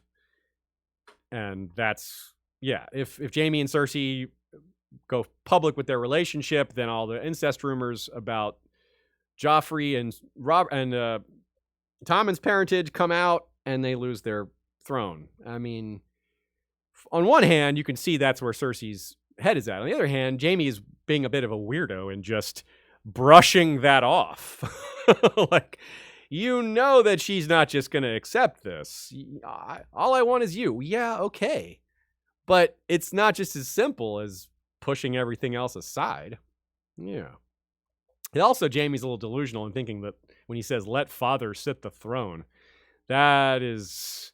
I don't know about that, but I have another thought on it, because it might be Tywin may have started thinking that way himself, not directly, but as we'll see here in a minute, when he talks to his father suggests marrying Marjorie to Jaime instead of to Tommen, which of course the Tyrells wouldn't go for that. They want that marriage to the throne. That's crucial. But with these two ideas together, if Tywin's thinking of trying to brush them off and marry Marjorie to Jaime and rule through Tommen, well, this does maybe fit with the idea of Tywin sitting the throne himself. I don't think that's terribly likely, but it's worth consideration. It's just interesting that Jaime brings it up also. Here's another small, subtle moment that when Shae is brought up indirectly, meaning Sansa Stark's maids are brought up, saying Cersei has them in captivity and they need to be questioned. Well, this is probably when that deal with Shae happens. When you go up to talk to her and she's all afraid and thinks she's implicated maybe. Cersei probably made it sound like she was implicated. Probably tried to scare her in a number of ways and got her to offer to testify. Now, as for Shae and Brella, I got to bring Brella back up again. Brella's the one, if you recall, who mentioned to Sansa that the cloud castles were ruined, and that she's the one who was supposedly blind, deaf, and mute, not literally, but was a good manager of a household because she managed Renly's household, and none of those secrets spilled. And we may know this because of, like I said, Varys is involved. Now, Brella continues to be relevant, like I said. She ends up working at a low-end brothel because no one wants to hire her, because two different households she was in, the people had awful things happen. So they think she's cursed or something. But she still has information. So Brienne goes and finds her. And Brella gives her information that leads her to Dontos. And then Podrick comes to Brella, and Podrick gets information from Brella that leads him to Brienne. Yeah. Brella being important. All right. Now the final moment of the chapter, the final scene of the chapter, which is the confrontation with Tywin. It starts like this. Lord Tywin pushed himself out of his chair, breath hissing between his teeth. Who did this? If Lady Catelyn thinks... Thinks? You mean thought, Tywin.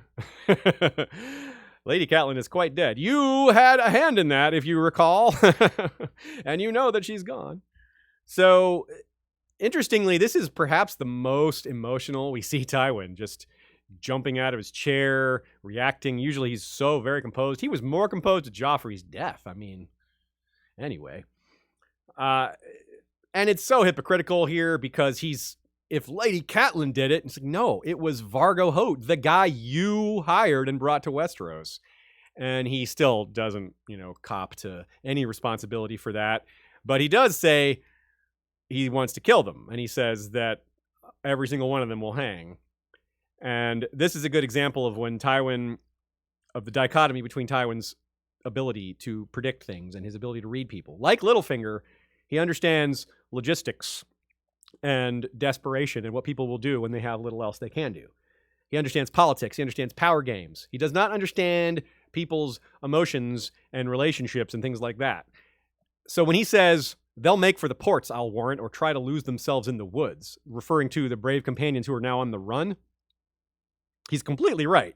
That's exactly, literally, what the ones Brienne chases do. They first go for a port. When the ports don't pan out, they go into the woods at Crackclaw Point, also looking for another ship, but that's because they were misled by Nimble Dick.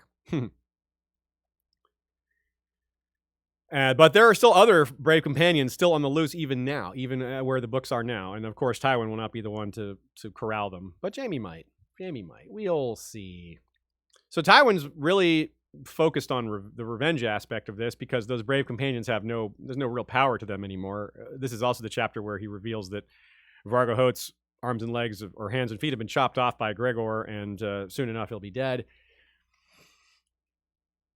Jaime tries to turn the investigation, or the conversation, to his investigation. It's interesting because Tywin wants to talk about all these other things, but he doesn't bring up Joffrey. Jaime brings up Joffrey. He's like, isn't that something we should be talking about here?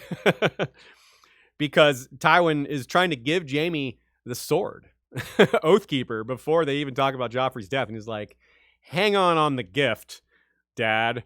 Let's talk about this thing that's far more pressing. And Jaime knows the trial will be a farce. He's like, this trial cannot possibly be fair to Tyrion. And Tywin says the most straight-faced hypocritical thing, something you hear in the real world a lot. He says, if he's innocent, he has nothing to worry about. Oh, please. There are so many people in this world now and long ago who have been accused of crimes, and it's messed their life or damaged their life, even though they were innocent. And they were right to worry about it ahead of time. And Tyrion is a perfect example. He has everything to worry about. He did not do this, but it is being pinned on him, and it's going to look like he did. So what a strange thing for Tywin to say. It wouldn't be strange if not for his crazy, frequent hypocrisy. Also kind of an inversion here that Jaime is refusing Casterly Rock and Tywin's kind of pushing it on him, and he doesn't want it, and Tyrion does. So, whoops. Yeah, the things Tywin expects Jaime to care. This is what I was getting at with the emotional stuff. He's very off base with what he expects Jaime to care about. The thing that bothers him most about all these things that Tywin rattles off, the sword, about Joffrey, about Tyrion, about these marriages, that's the big one in particular, is these marriages. Marrying Cersei to Oberyn Martell, that's the thing he yells out. He's like, no, I'm sick of this. Oberyn Martell? That's the thing that, of all the things that bother him, that's the one that comes to his lips first. So Tywin is ruthless, even in his choices, for his most favored children. I mean, Oberyn is a terrible idea for a husband for any Lannister. And he's just not thinking about Cersei's well-being at all here. I mean, Oberyn wants revenge, and yeah, like what?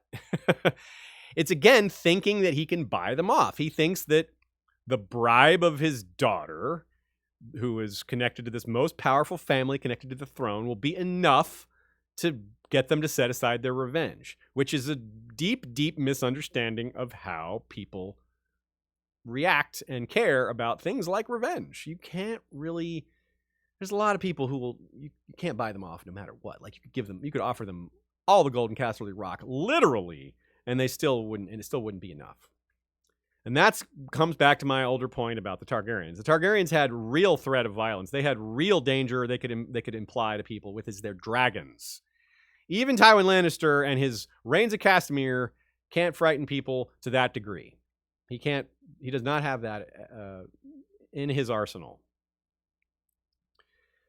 So, well, to be fair to Oberyn, he did say something about betting a beautiful blonde woman, but I do not think he would have a good marriage to Cersei.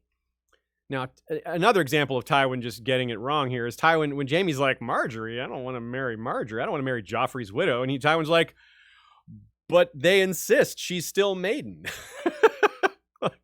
I don't think he's that concerned about, I mean, he's a little concerned about that probably, but it's his nephew's widow. In his mind, it's his son's widow. Still, that's just why would you just throw that out there, Tywin, without considering it more? And again, of course, it's a separation from Cersei. He doesn't want to be married to someone that's going to be in a castle far away from where Cersei is. So, Nina points out another piece of hypocrisy from Tywin. Apocryphy? Tywin confirms with Jaime that Jaime can still swing a sword with his left hand. Then Jaime then says, "You can't serve in the Kingsguard without a sword hand." It's like, wait, I just told you I could use my sword still. So again, it's just Tywin trying to have it both ways, even on little things like this. Tywin wants to buy off Jaime's vow from the High Septon. Another example of money. Trying to, and it calls back to that huge Septon's crown, the double-sized crown that they replaced the Shattered one with.